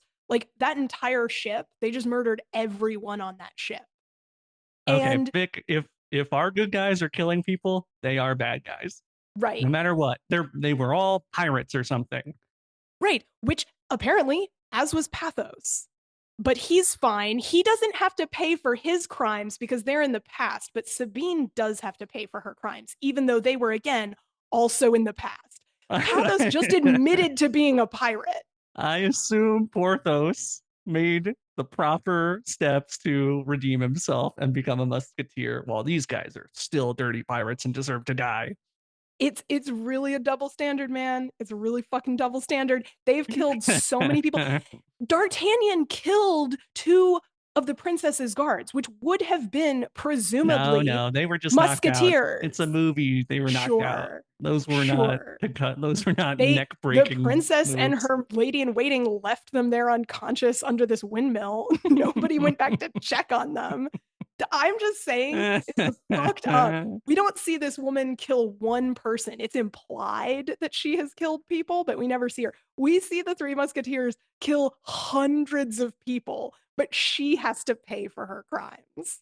Yes, she does. And she will not tell them the last piece of the puzzle, which is what does the Cardinal plan to do to set off this alliance or whatever he's got planning, Right. which we already said probably has something to do with getting rid of the king, guys. One would think. But they don't know. They don't know, and she's going to take it to her grave, telling them what's really being Yeah. planned. Because she rightfully says, what has this world, he's like, how do you want to be like, don't you want to do one last good thing in this world? And she just looks at him and he's like, what good thing has this world ever done for me? Yep. She's right to be mad. We assume again. We never really know if she murdered anyone, who she murdered, if that was Well, really. it's heavily implied that whatever the first accusation was completely false Yeah, because, that's what we're meant to believe. and But then we go after to that, the yes, cardinal gets his hooks in her because yes, Athos abandoned her. yep. It's a sad tale. They go to a crazy cliff. This is all filmed in Austria, and it is beautiful, guys. This is like a real old castle on a cliff. Beautiful spot to be executed, don't you think? It is. There's like really weirdly modern wooden or stone sculptures of the crucifixion in the back that are like Those were too jarringly modern. too Like, modern for you. yeah, they're like Okay, I'll take your weirdly word for it.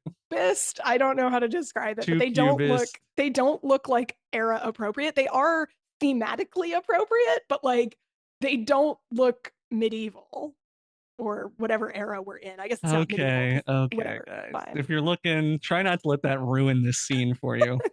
Which I actually love this scene. So that they got a not even an axe. This is just a big sword, and they're gonna chop her head off with it. Absolutely insane. And the This is how they do executioner, this. they're about to chop her head off, and Kiefer Sutherland runs up. And I really felt this one. I don't know if I'm just going through an emotional time in my life or something, but when he goes, Sabine, please forgive me. I was like, oh man, this is sad. Yeah, I mean, it was a little I guess it was just frustrating for me because like I Mm, think I was frustrated even in the books when I read this cuz like to me the way that the behavior of the men is all excused as like, oh, if somebody threatens you or if somebody threatens what you believe in or what you can do whatever you want to. But like this woman was literally trapped between dying and being used by this cardinal because Athos abandoned her. Like, I yeah, don't it's know. sad. It's But I it's believe pretty I unfair. believe the circumstances though, Vic. It's also a movie and it's an adventure movie, so we got to see guys getting killed by our Right. musketeers, Well, and it's the I same just plot. like the story. Like it's a Yeah. good tragic tale, I think, I and it's think meant that to be tragic. And you're not supposed to think that Kiefer Sutherland did right by any means. You're supposed to know that he made a bad choice. He feels terrible about it, and this is yeah. why I really like that line. And then she does forgive him, Mhm. which is nice. And then she goes, "Hey, idiots! The Cardinal's gonna murder the king on his birthday. You could have figured that out, but yeah, that's what's gonna happen. See ya." And she jumps off that beautiful cliffside instead of getting her head chopped off. I like to believe in my mind that she is an accomplished cliff diver and fakes her own death and swims Oh, away she and knew moves there to the was a deep Caribbean. she knew Yeah. there was a deep pool there. You're right. She It's not scubaed factually away. true, but I'm going to believe that she was like, God, these fucking morons, these beautiful idiots. I'm going to tell them the truth. Then I'm going to dramatically, you know, jump from this cliff. They'll think I'm dead and I'm moving to the Caribbean. That's what I'd like Nice. to And then believe. she's a background actor in Pirates of the Caribbean. Yes. She or one runs of the some sort of pirates or island of something. Yeah, pirates. yeah, she's on Yeah. the island of pirates, definitely. She's on Tortuga. She goes to Tortuga and she lives a wonderful life of debauchery. That's what I want for her. All right, guys. So Sabine's alive in the Tortugas, She's definitely alive in the Tortugas. but now that all that sad shit is done, our boys got to get back to killing bad guys. So they're They got a off. birthday party to get They to. got to get back to Paris. And I know this is dumb, Vic, but I always like it. They ride through town shooting their arrow, and all that it says on the note is all for one and one for all. Mm-hmm. And that everyone knows the Musketeers are back, baby. Let's get our swords. You know it. I also like how the same way that Athos didn't die in that like impossible scenario that D'Artagnan left him in, the horse that was shot and fell to the ground is back and also riding with them because they're I on the didn't know. same I horses. didn't notice. Don't worry, guys. No horses died in this movie. That horse was a great horse actor and was just faking it. Oh god. We finally get a scene with the queen and her handmaiden again. That woman that we met at the beginning of the movie. And all they're talking about is D'Artagnan, that fine looking man they met that murdered our guards. And they're talking about how in love she is and how they're worried about the king or something, and that relationship not going as well. Yeah. Yeah. And then she leaves to go get this woman's robe because she's like in a bathtub and then there's Yes. And something what happens, creepily Vic? the the I knew you wouldn't like cardinal. this one. No, sneaking up behind women taking baths. It's like something out of Psycho. It's Yep, like the the shower cardinal is scene. putting a robe on her, and she turns around and goes, "Whoa, it's the cardinal." It's uncomfortable. I'm not sure where it falls in this like scene with the sniper they're setting up. Is that right after this bath scene or is it right before it? Well, I think it's after, but it doesn't matter. But Yeah. so the cardinal wants to get with the queen. He's already trying to set up that she'll be his queen when he takes Mm-hmm. over. Pretty much telling her, your husband's gonna die. I'm going to kill him, and then you're gonna be in this spot anyway. Right. It's really like why are more people not raising the alarm? It's crazy. She doesn't talk to the king about it at all until they are walking and talking with the fucking cardinal right behind them. Yeah. Isn't that crazy? It it was really crazy. I It's feel like they like can never meet up and just talk, I guess. they sort of imply that he like won't like doesn't want to see her, but then they play it off like it's because he's too nervous around her to speak to her. It's really unclear why the queen seems to be so in on everything yet isn't evil. It's very weird that she is. There's no other way around it. Like he doesn't come out and say it, but the cardinal's saying kings come and go, and Yeah. I don't. And that's like, Yeah. yeah, I get it, man. You're gonna kill him. But she doesn't go run into the king to tell him anything about this, and the king still trusts this guy. And Mm-hmm. then yeah, you're right. We cut to, this is so obvious. If I were planning an assassination, I would not use a massive portrait of the guy I'm about to kill as the target for target practice. Also on the exact balcony. So presumably they're doing this in the palace somewhere in broad daylight Yeah, it because was open as can be. it's in the exact location that this speech is going to be. So they're like, everyone's there getting ready for this big birthday bash for the king. And they're like, oh, what's the cardinal doing up there with a huge portrait of the king on the balcony? Oh, he's shooting it. We had a closed courtyard today, guys. Please, no one go in there. I'm doing something important, Don't and look out any of the windows, don't any of look the out there. million windows. Nothing to see. And yeah, it's the assassin practicing killing the king. I just also, again, I don't think that muskets of this time would be accurate enough to work from that distance, but that's just It was an octagonal barrel. You see that? it. Yeah, I don't think that they would be accurate enough to be sniper. I feel like you wouldn't do that. Like, why wouldn't you poison this guy? You would poison this guy. Then you could blame it on No, anybody you he wanted. wanted it to be public so that he could do his whole thing. But Mm, we'll get to that. Or let's get to it now. Let's get to it now. It's the next thing that It's happens. It's next not like there's a scene. long planning period. It's like Nope, we go we from practice, this pay the guy, let's go. Let's do it and next day. it's the birthday. And yep, the king just waltzes out onto a balcony. Wife never Wife is told now him. warning him. No, she's warning him on the way to the balcony. She's like, Yeah, I think that's he's when they gonna have that fucking talk. murder you. Like, And then well, thanks for telling me. the king is like, I guess we'll see what we can do. Yep. But our boys are in the courtyard. They see D'Artagnan sees the assassin up on the roof, and he goes up there. We get a weird fight. A lot of face squeezing in this fight. Didn't you notice that? A lot of hands in the face. I didn't like that. It was it was really weird and awkward. It also just felt like if D'Artagnan had just slid down the roof, he could have just kicked the guy off the roof. Well, he Like the does. guy's He did slide, but he tackles him instead of kicking him like off. just kick the guy off the roof.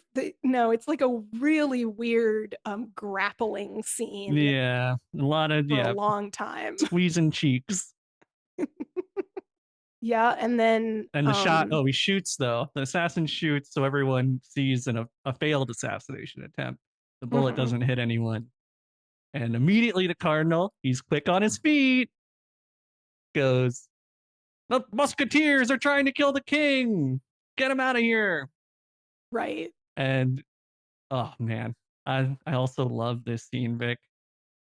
I'm sure it's just nostalgia, but the Three Musketeers run out alone against an army of red Mhm. guys. It's blue versus red. Blue versus red. And we're like, uh-oh, they're outnumbered. Nope. All these dudes start jumping down in the courtyard. They got cloaks on. Rip Mhm. off the cloaks. We have an army of musketeers. So Yeah. cool. It's really good. It's really the music is swelling. The whole thing is We're awesome. playing their theme. Yeah. It's awesome. It's It is. really awesome. Uh but then I'm immediately pissed off by Oh no. D'Artagnan's behavior in his fight cuz it makes very little sense. He ends up almost falling off the roof and grabbing onto the flag. And then, for whatever reason, this assassin who is standing right next to the pole holding that flag, that has a rope that's holding that flag up, pulls out his sword. And I was like, oh, he's going to cut that rope and D'Artagnan's going to fall. No, he jumps down to a more precarious ledge and sword fights D'Artagnan while he hangs from the flag in the air. Well, you are the expert in this. What do you think? That is a rapier, is it not? Yeah, That sword? Does it yep. have enough of a cutting edge, or is that more of a stabbing weapon? Okay, Could you cut? Could you it's a good cut a question. inch and a half thick rope with that? It's a good question because rapiers and like broadswords would function very differently based on how much of the sword would be sharpened. And essentially, really only sort of like, I don't know, maybe the top 3, 4 inches of a rapier would be sharpened. So it is a better poking sword because the base of the sword, the rest of the sword is used for blocking. So you don't sharpen that because it would just get dull anyway. Broads. Aha. So, however, there would be no reason why you couldn't cut the rope with the end of that or pull out a dagger because I guarantee you he had a dagger or a knife on his belt and could have cut the rope with that. It would still be sharp enough to have cut that rope, I would think. Certainly, there's not the urgency to get down there and sword fight the guy while he's hanging from the flag. He can't get off of it. So just No, it's take a sec, silly, but it's pull out a just, dagger. sometimes Vic, scenes are just scenes to spice things up. We haven't seen a sword fight where a guy's hanging off a flag before. So we finally get Fair. to see what would happen in that. I just And then what would think happen that is I you would would be still better. lose. I He's think I losing. would be better at killing people, is what I'm trying to say. There is no doubt about that. It's not how I would have done it. That king of France would be dead, and so would D'Artagnan if you had been there. A lot of people in this movie who survived would have been dead had I been there, Oh but boy. that's fine. But That's fine. Porthos saves him. He shoots him with a crossbow, another nifty thing he's got on him. Mm-hmm. I wonder if he just every day goes, what weapon will I be killing people with? Because you can't carry them all out at the same time. He's No. just like, I'll take the crossbow and the tri-blade today. Yeah, yeah. It was pretty good. But yeah, let's get through this. The battle. It's all just fun action. We got a bunch of people facing off against main bad guys here. We got Mm-hmm. Kiefer Sutherland is facing off against Rochefort. Wirt. We got Porthos facing off against Chunk down in the prison. Yep. And we got the Cardinal getting away with the king. He's still got a plan. Yeah. Uh the Cardinal goes up against Charlie Sheen, who, Oh, we've yes. through this time we've found out that the reason why he's so religious is that he used to be like the Cardinal's apprentice or right-hand Yeah, they really man. just throw that in there at the end. You're like, oh. Yeah. The But, book goes into a lot more detail. and they don't act like they You know each other really. But right. the But Cardinal the shoots Cardinal, him. like, point blank. Like, Yeah. it's fucking, and you're like, you had a gun that whole time? Why aren't you just shooting the king? Like, the No, only people. I think he's probably got a plan for the king now because and that wouldn't work yet. Or not right then. I don't think. Yeah, I mean, he's like back inside the castle. The only people in there are like the Three Musketeers, who presumably he's gonna kill the king, the queen, and all of his men. He could have shot the king point blank right there. Well, again, Whatever. you would have made a better Cardinal Richelieu. Everyone would be dead. I First of all, I would never make a. You would be Queen of France, and you would have gotten there on a river of blood. I mean, historically, I think I probably would have. It's what I would have been aiming for. No question. But Charlie Sheen gets shot. Mm-hmm. The Cardinal gets away, but guess what? He was wearing a cross, and the bullet gets Mm-hmm. stopped by the cross. This is a cliche, but he goes, I guess there is a God. We all laugh because we know there isn't. The religion in this is an afterthought, but for Yeah, sure. it's not it's done in a fun way, I guess. I hate it when religion beats you over the head in a movie. No, And this is minor. this is all like quip religion based. Like the religion stuff is all like throwaway lines like, oh, I Yeah. guess there is a God, and this is what happens when you lose your faith, or it's all just throwaway Mm-hmm. lines, so it's not too bad. But we go into the dungeons and Porthos is fighting Chunk. What'd you think? This is the main memory in my head, if believe it or not, from this movie. Seeing this as like an 8-year-old, whoa. But Chunk is gross and he's fighting Porthos. Chunk is disgusting. He is dripping and oozing with pus. Yeah. He's also just been moving bodies this whole time. Oh God. Yeah. Like, that's all he does. He picks up a body, moves a body. Maybe if he wore a shirt while doing that, he wouldn't be covered in boils. I just, again, it blows my mind the amount of times that they could have just killed people in this dungeon and then need some sort of long drama to bring out the cruelty and how long it's taking them to kill somebody. Because Chunk's down there clearly working his ass off, hauling bodies. They kill a lot of people down in this dungeon. He's always working. You gotta give him that. He's always His working. He's a work hard ethic worker. is great. Yeah. He gets impaled in what is like absolutely the most disgusting way. Porthos goes up, gets really close to his face for some reason to, like, I don't know, see if he's truly dead. I don't know why he needs to do that. He hasn't done Okay, that with anyone hold else on. he's almost Porthos, killed. this is Porthos. He doesn't just get impaled. There is a wall of spikes. And this big Yeah. guy, Porthos, pushes him into the spikes, so he And is kicks impaled by him. all over spikes are piercing his body. And this scene, you're right. He leans his face in. Is this guy dead? He's not. He goes, wah! He just starts screaming. And Porthos is scared. And he jumps back and cuts this rope, swinging this other metal grate with more spikes down to sandwich the guy between the spikes. And it's just like, you haven't checked on any other body in this entire movie. Why did you Vic, get this super is close just to a this great guy's scene, and it's the face? most memorable scene of the It's very movie. memorable. It's very It's funny, gross. crazy, gross, and Yeah. again, something I've never seen before. And he meets up with the other Musketeers, and I always remember this line. It's funny what you remember in movies, but he goes, "Where have you?" The other Musketeers are like, "Where have you been?" He's like, "Taking care of something ugly." Yeah. Something It's really the ugly. way this guy, Oliver Platt, the way he delivers just normal lines, like "permission granted." He just always enunciates it just a little weird, a little funny. He's a really funny Hmm. guy. It was really well cast. I think it was really well cast because apparently they thought of Charlie Sheen for the Porthos character and then changed it, like sort of Oh yeah, I towards the think I last did hear minute. that. And I think it's much better the way Oh that they yeah. had it. No, this I guy think Oliver Platt's really like very funny. funny. He puts just enough humor on any line that you're having fun.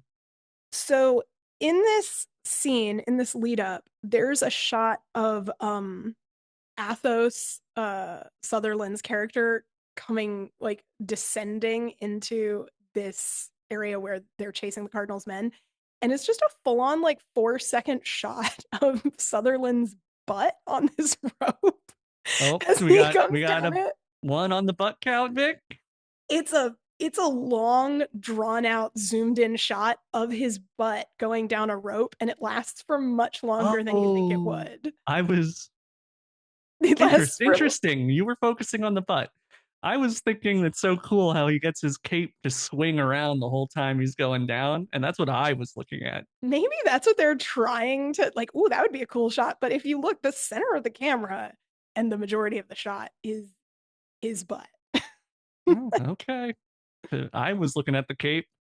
There's some stuff there for the ladies A though. little candy for the ladies there. Little treat, little treat. But D'Artagnan's fighting our guy Rochefort, who has been Hmm. unbeatable this whole time. This guy who's missing an eye. Like if I were fighting him, just attack the side that doesn't have an eye, and I think you'd get him. His depth perception would presumably be fucked. That's He should fucked. not he should not be good at sword fighting anymore, practically, but No, but he's the best. And he's the D'Artagnan's best. fighting. This was kind of sweet, Vic. I don't know. He's fighting. He can't beat him. He has his father's sword knocked away. Hmm. And our girl Constance, who has known D'Artagnan for a minute, goes, "That's the love of my life fighting that guy. I'm going to help him." And she's the one who Rochefort's about to give the killing blow to D'Artagnan, and she throws him his sword, and he stabs Rochefort before he can stab him, and is Hmm. finally dead. And then she moves, they're both on the floor, and she moves the sword out of his hand and holds it. It's very funny to me. I don't think it's necessarily unrealistic because there's a lot going on, but just the idea that this woman in a full ass ball gown in the middle of this fight is sneaking up this very enormous staircase because it's like she comes out of nowhere. And then you do the bigger shot where it's showing them from above holding hands, and you're like, oh, she's in like an enormous golden ball gown. like, like, how could she possibly have snuck up on this situation? like, she Well, takes up again, half the it's a guy. frame. I mean, it's a guy with one eye focusing on a dude he's desperately trying to kill. So Yeah, I bought yeah. it, Vic, that she snuck up on them, It was good. It was really good. I thought it was really cute. and that was good. Like the love of his life throws him back his sword. That's cool. Yeah.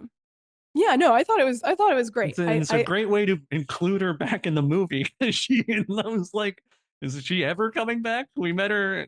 It's like No, 10 minutes in, and she might as well be Gerard's sister. It was a flash in the pan, but nope. She's gonna be more important than her. your father was a disgrace.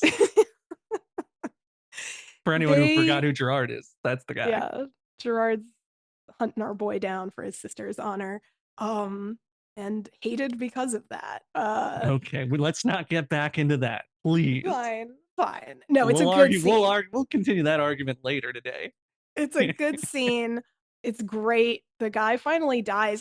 They have this zoom in on his face, and I feel like he's going to give some sort of great line, but he just sort of doesn't. I think he does say something, but it's certainly not memorable I'm when trying to remember.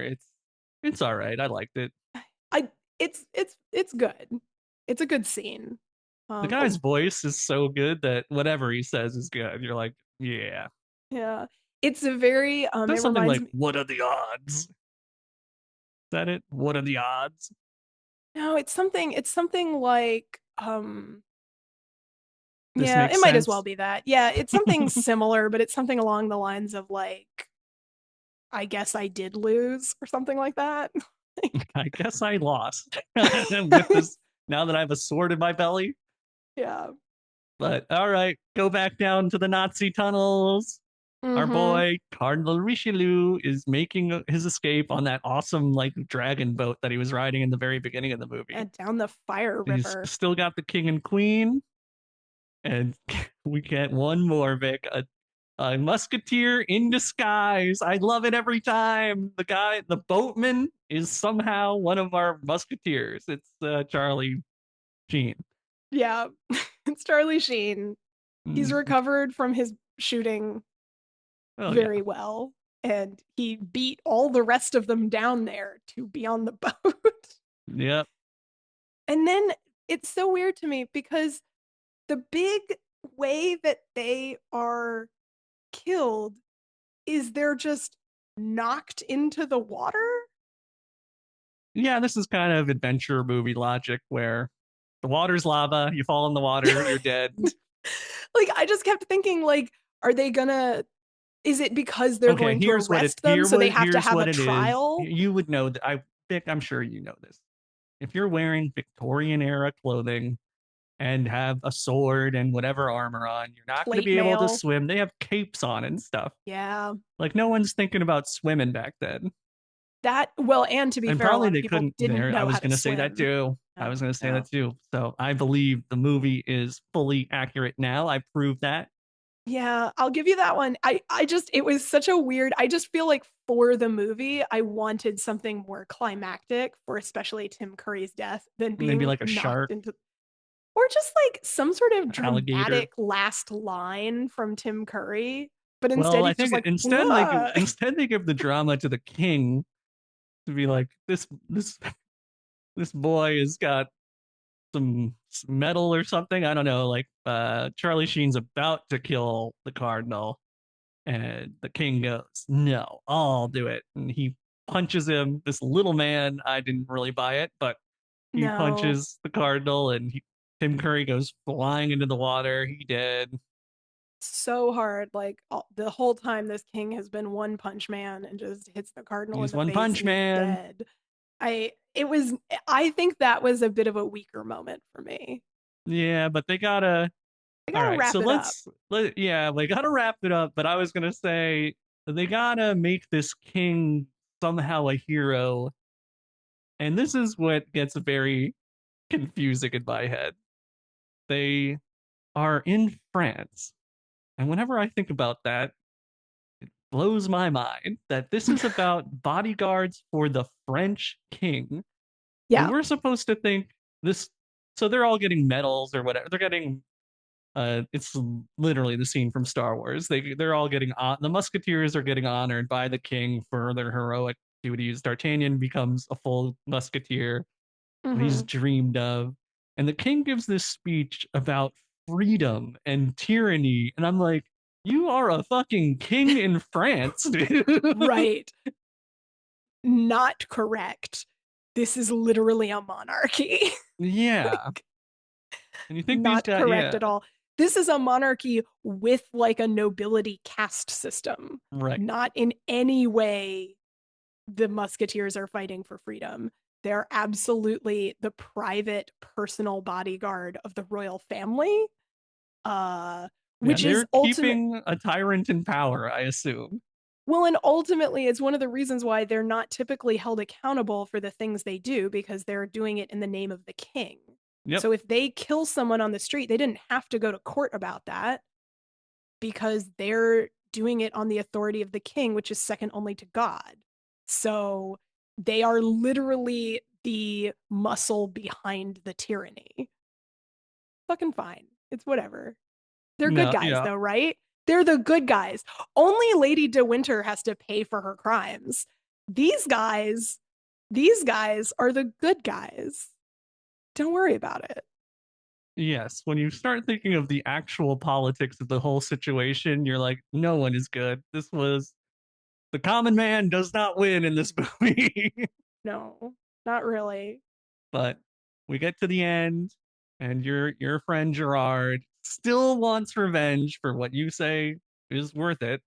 Well, so And he is, again, factually, he's just continuing to try and seek justice for his sister. okay, again, in the movie terms, it was just a quick love affair, but you say it ruined your life. But in the movie, Historically, that's would not have. explained. Historically, it would have. Historically, they would have been speaking French, Vic. Let's, if we want to play that game. Oh, historically, they would have been speaking French. But again, and now we get the scene where he comes to finally be like, D'Artagnan, you have to stop running from me. I've come to face you. And D'Artagnan's like, fine. And all the musketeers go to murder Gerard. Like Yeah. the streets are swarmed with musketeers to murder Gerard and his brothers for, again, seeking out justice for his sister who was dishonored, is what his claim is. All right. Well, to me, this Anyway, is a story about teamwork. He goes, yeah. when you're part of the Musketeers, it's all for one, baby, and one for Mm-hmm. all. If you got a beef with this dude, we'll help you kill him. You have a beef with all of us, and how dare you be offended by any action any of the musketeers have ever taken? We will kill you. Yes, and 100 musketeers chase down Gerard, and that's the end of the movie, Vic. Mm-hmm. So I gotta ask, what'd you think? Did you like it? I fucking loved it. Yay! I absolutely adored it. It was so much fun. It was such a fun Ah, movie. good. I was so excited for you to see it. I could see why you wouldn't like it, though. I could tell the arguments, other than Gerard, that you were going to make about it. That one came out of nowhere. That My one defense surprised of me. Gerard. I wouldn't have defended him as a kid. I guarantee you I would have been on board. But it's more that, like, as an adult looking back on that, I'm like, Well, no, it's more like when you think about the social structure of France in 1588 or whatever. That's which what you're thinking of. But I I know just, more if you of take it by now. the, if you take it by the movie, whatever. All right, let's not spend the rest of this talking about Gerard, okay? But you liked it. I'm so I glad. loved it. I loved it. I I'm think it's a shocked I super haven't fun seen it. movie. Yeah. Yeah. I'm not sure how many of our listeners have heard or seen it. But this was a big one in my house. We watched Mm-hmm. this all the time in the 90s. It's The really music video good. too. And I encourage everyone to go look up that music video. I mean, It's the Brian that's hilarious. Adams, Rod Stewart, Sting collaboration on All for One. Which gets the beginning of the credits, because I was watching the Yes. credits for a number of things, predominantly to see if they there's so many horses in this. I was like, they have to reference. I need to See see if who there's any all the famous horses in here. for different shots they had to have. So horses. I'm sorry, I shouldn't. Is this the time for the horse rabbit hole? Oh shit. Yes. Hold on. Now it is time for Vic's Rabbit Hole. I Vic, apologize. you have the floor. I love how much fun these horses were having in this movie. Yes. And if you are somebody who rides or likes horses, this is going to be a fun movie for you because there's so many horses. And they're none of them are like sometimes you'll see movies that have a lot of horses, but it's only the ones in the front and then the rest are like CGI'd into it now. Like Yeah. this is an enormous number of horses and most of the time you see them, they're all like they have that little face where they're like eyes forward, having a great time, like ears up, like woo, we're running super fast in a field. I'm gonna run faster than you. Like the horses look like they're having a blast. And so I was very curious. The that you because they have there's horses that rear up. There's when Athos's horse gets shot, so you have a horse that's like falling down, collapsing from being shot, and those are all going to be basically specialty trained horses, like stunt horses who are going to step in to do those scenes, than like the ones that are just running or the ones that are pulling carts. So I looked it up, and part of their big training of sword fighting was this intense horse training as well. It said that all the horses used were Andalusians, which is an odd breed to use. I don't know why they were all Andalusians, Oh, but I thought you were apparently saying they it's were an just a fun illusion. fact. And I was like, Wow. No, and Andalusians is a breed of horse. They were all like a purebred horse, which is very unusual for a Ooh. movie, but I don't know. And Sutherland is quoted as saying that all of the horses were very sort of smart and learned that the word action meant that they were going to have to start working. And so whenever they'd hear the word action, they would all get incredibly lazy and attempt to not do anything. Ah. and and that they were having to try and figure out ways to say action without the horses like hearing it, That's funny. You gotta trick them. which is pretty funny. Also, apparently Charlie Sheen skipped most of this training session, and so he did not, because he had another movie, he had like a conflict, and so was sort of not as good a horseman as the other actors. Hmm. And he said that the scene, and this is the only scene where the horses are not enjoying it, is that scene, at least that I could clock, was that scene with the cannons when they're running through the field and there's like explosions going off. If you look at the horses, they're very ears pinned back and don't look happy, Yeah. which admittedly there's like these explosions going off next to them, so I'm sure it's freaking them out. And apparently Charlie Sheen's horse in particular refused to move in that scene, and they had to do a ton of takes because his horse was just like, I'm not fucking doing this. Aw. And like Charlie Sheen could not get his horse to move, and Charlie Sheen is quoted as saying the horse just said fuck you, and then Sutherland was like, it tapped it out with its feet, as if everyone was aware that Charlie Sheen's horse was like fucking done with this shoot. Um, Well, and Charlie Sheen is quoted as saying that he would have done a sequel, but only if there were significantly less horses because he did not want to have to ride as much as he had to in no. this movie. So disappointing. I couldn't find any credits for the horse actors, just that Mm, they used separate ones for the rearing and the falling scenes and the cart pulling scenes. They're good horses, though. They had a good time. I love it. good. That's the Thanks. end? Is that the That's end? the end. That's the end. That's End of all the I wanted whole? to say is that they had a lot of horses in this. Beautiful. For all you horse heads out there, good stuff to know. Good horse facts. Yes, good job, Vic. Yeah. I I think it's time. Oh, what? yeah. Well, I'm just shocked that I haven't seen this before. It's such a good movie. I'm so happy to hear you say that. I was so excited for you to watch it. I was like, she likes Ninja Turtles. I think she's gonna like this one. I liked this one.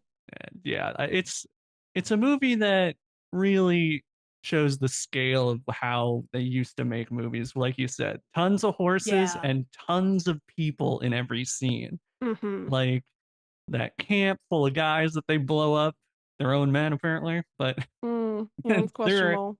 extras in every town scene. The towns are bustling with real people and real buildings, and I'm assuming they built these towns for this movie and They yeah, markets and they stuff. they did a lot of on location, but they would have had to have built some pretty dramatic sets. Yeah, And the scale of it, I think that's a really good point. Like the scale of this is so fun and so big. It's really dramatic. Like it's odd. It's kind of like if it's somewhere between like a Knight's Tale and Lord of the Rings. Like it's yeah, fun and high energy and kind of goofy like a Knight's Tale, but it has these kind of like sweeping, enormous elements the way that Lord of the Rings has, where you're kind of taken back by the scale of what you're seeing. And even more so because the Lord of the Rings did use some amounts of like CGI and After Effects, whereas this one is all practical and all in camera. There's certain scenes, like I read this with the horses, there's certain scenes that they did using camera angles so that, that flaming cart wasn't coming directly at the cardinal's horses, because obviously that would be too dangerous. That's really like a trick being done in the camera. The horses were truly not actually in line with that oh yeah, action. It was like a perspective trick, but those feel very real when you watch them in camera. Whereas when it's done using CGI, I think your eye clocks it as being fake much more quickly. yeah. The fun stuff. Yeah. Let's get to this last bit. Let's get to our final segment. Check your baggage.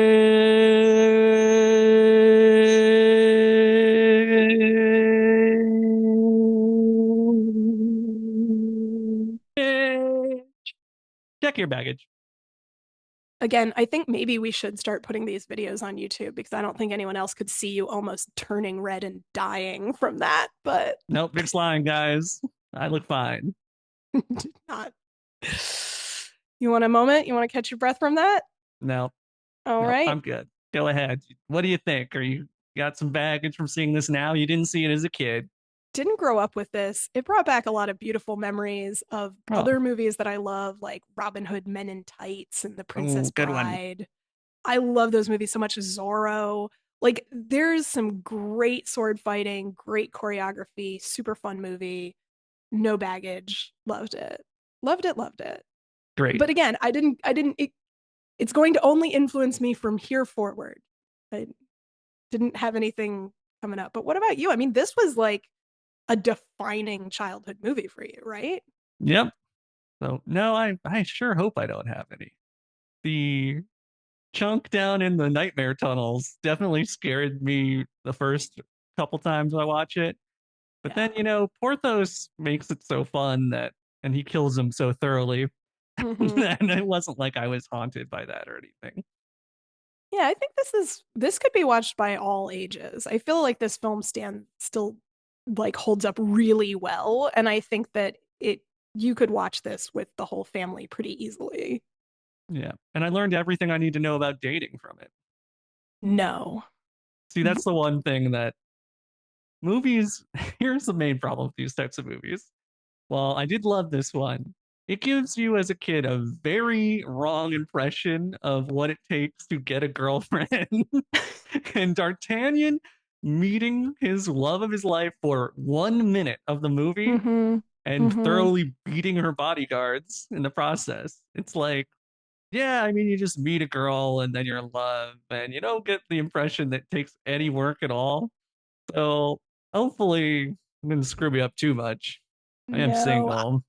I- I'll say that no. As far as the romance, I'm glad it's sort of a back burner issue in this movie because it ain't great, but it's not the most egregious I've ever seen, but No, it's it's certainly pretty not. classic adventure romance where, Yeah. it's just to spice things up a little bit between killings. Right. Yeah, like it's more just because you know, they have to be suave in all manners. Like they have to also be, Casanovas. You can't just have them be great swordsmen. It wouldn't be enough to build the legends that they Yeah. are. But yeah, apparently Charlie Sheen sort of not unexpectedly at all like wreaked havoc through Austria. Oh, did he? Like apparently like the cast and crew of this were as much rambunctious partiers on set as they were off set Oh, and dang. left a wake of debauchery and destruction after That's so funny because after filming. he is the mellowest musketeer of all of them. He's very kind of quiet, and Mm-hmm. he does play this religious guy really well. He's not like So good. he's really, just like he sounds kind of like a priest. But yeah, that's acting for you. I mean, I think Charlie Sheen, you can't have somebody who has that type of off-camera behavior get this famous unless they have this much talent. Like I think you can say Yeah, a lot of things about Charlie Sheen, but he's awesome in this movie. I mean, everyone is. It's I think it's very well cast. I yeah, it do. was good. Good movie. I'm glad you liked it. I did. Makes me wanna makes me wanna get my swords out and go wreak Swords some and havoc. horses, and yeah, burn down a village. I just only in the name of justice. Yes, of course, of course. I'm not looking to have to pay for my crimes. I'm looking No, for my crimes to be justified. I love it. great. Well, I think that brings us to the end of the episode. Another fun one. Yeah. I loved it and I think that everyone should go out and watch it. Yeah, guys, it's on Disney Plus if you want to watch it. And check out the music video on YouTube. All right. We'll see you next time, guys. Bye. Bye. Hey guys, another fun episode of Movie Baggage. I had to make one correction real quick. We were calling the bald monster man in the Nazi tunnels Chunk. I, of course, meant Sloth from the Goonies. He's the bald monster man in that movie. So I'm sorry if that really irritated a bunch of people. I, of course, meant Sloth. I'm really sorry. Also, guys, Vic was right. There is a chandelier of dead rats hanging in the tavern in that scene. The time is 24 minutes and 3 seconds in the movie. You get to see it. It's hanging in the background. We're still scratching our heads on why that was there, but had to go back and check. She was right. There is a dead rat chandelier in that scene. Good eye, Vic. Good eye. Now, we had a lot of fun doing this episode where one of us hadn't seen the movie. So next week, guys, Vic is turning the tables on me. We're watching a movie she's seen and I have not. Wild Hearts Can't Be Broken from 1991. I know what you guys are thinking. The last few movies have been real softballs, real easy on us. We thought we deserved it after Patch Adams. But I believe this one might be pretty sad and scarring. But we'll see on the next episode of Movie Baggage. See you then. Bye.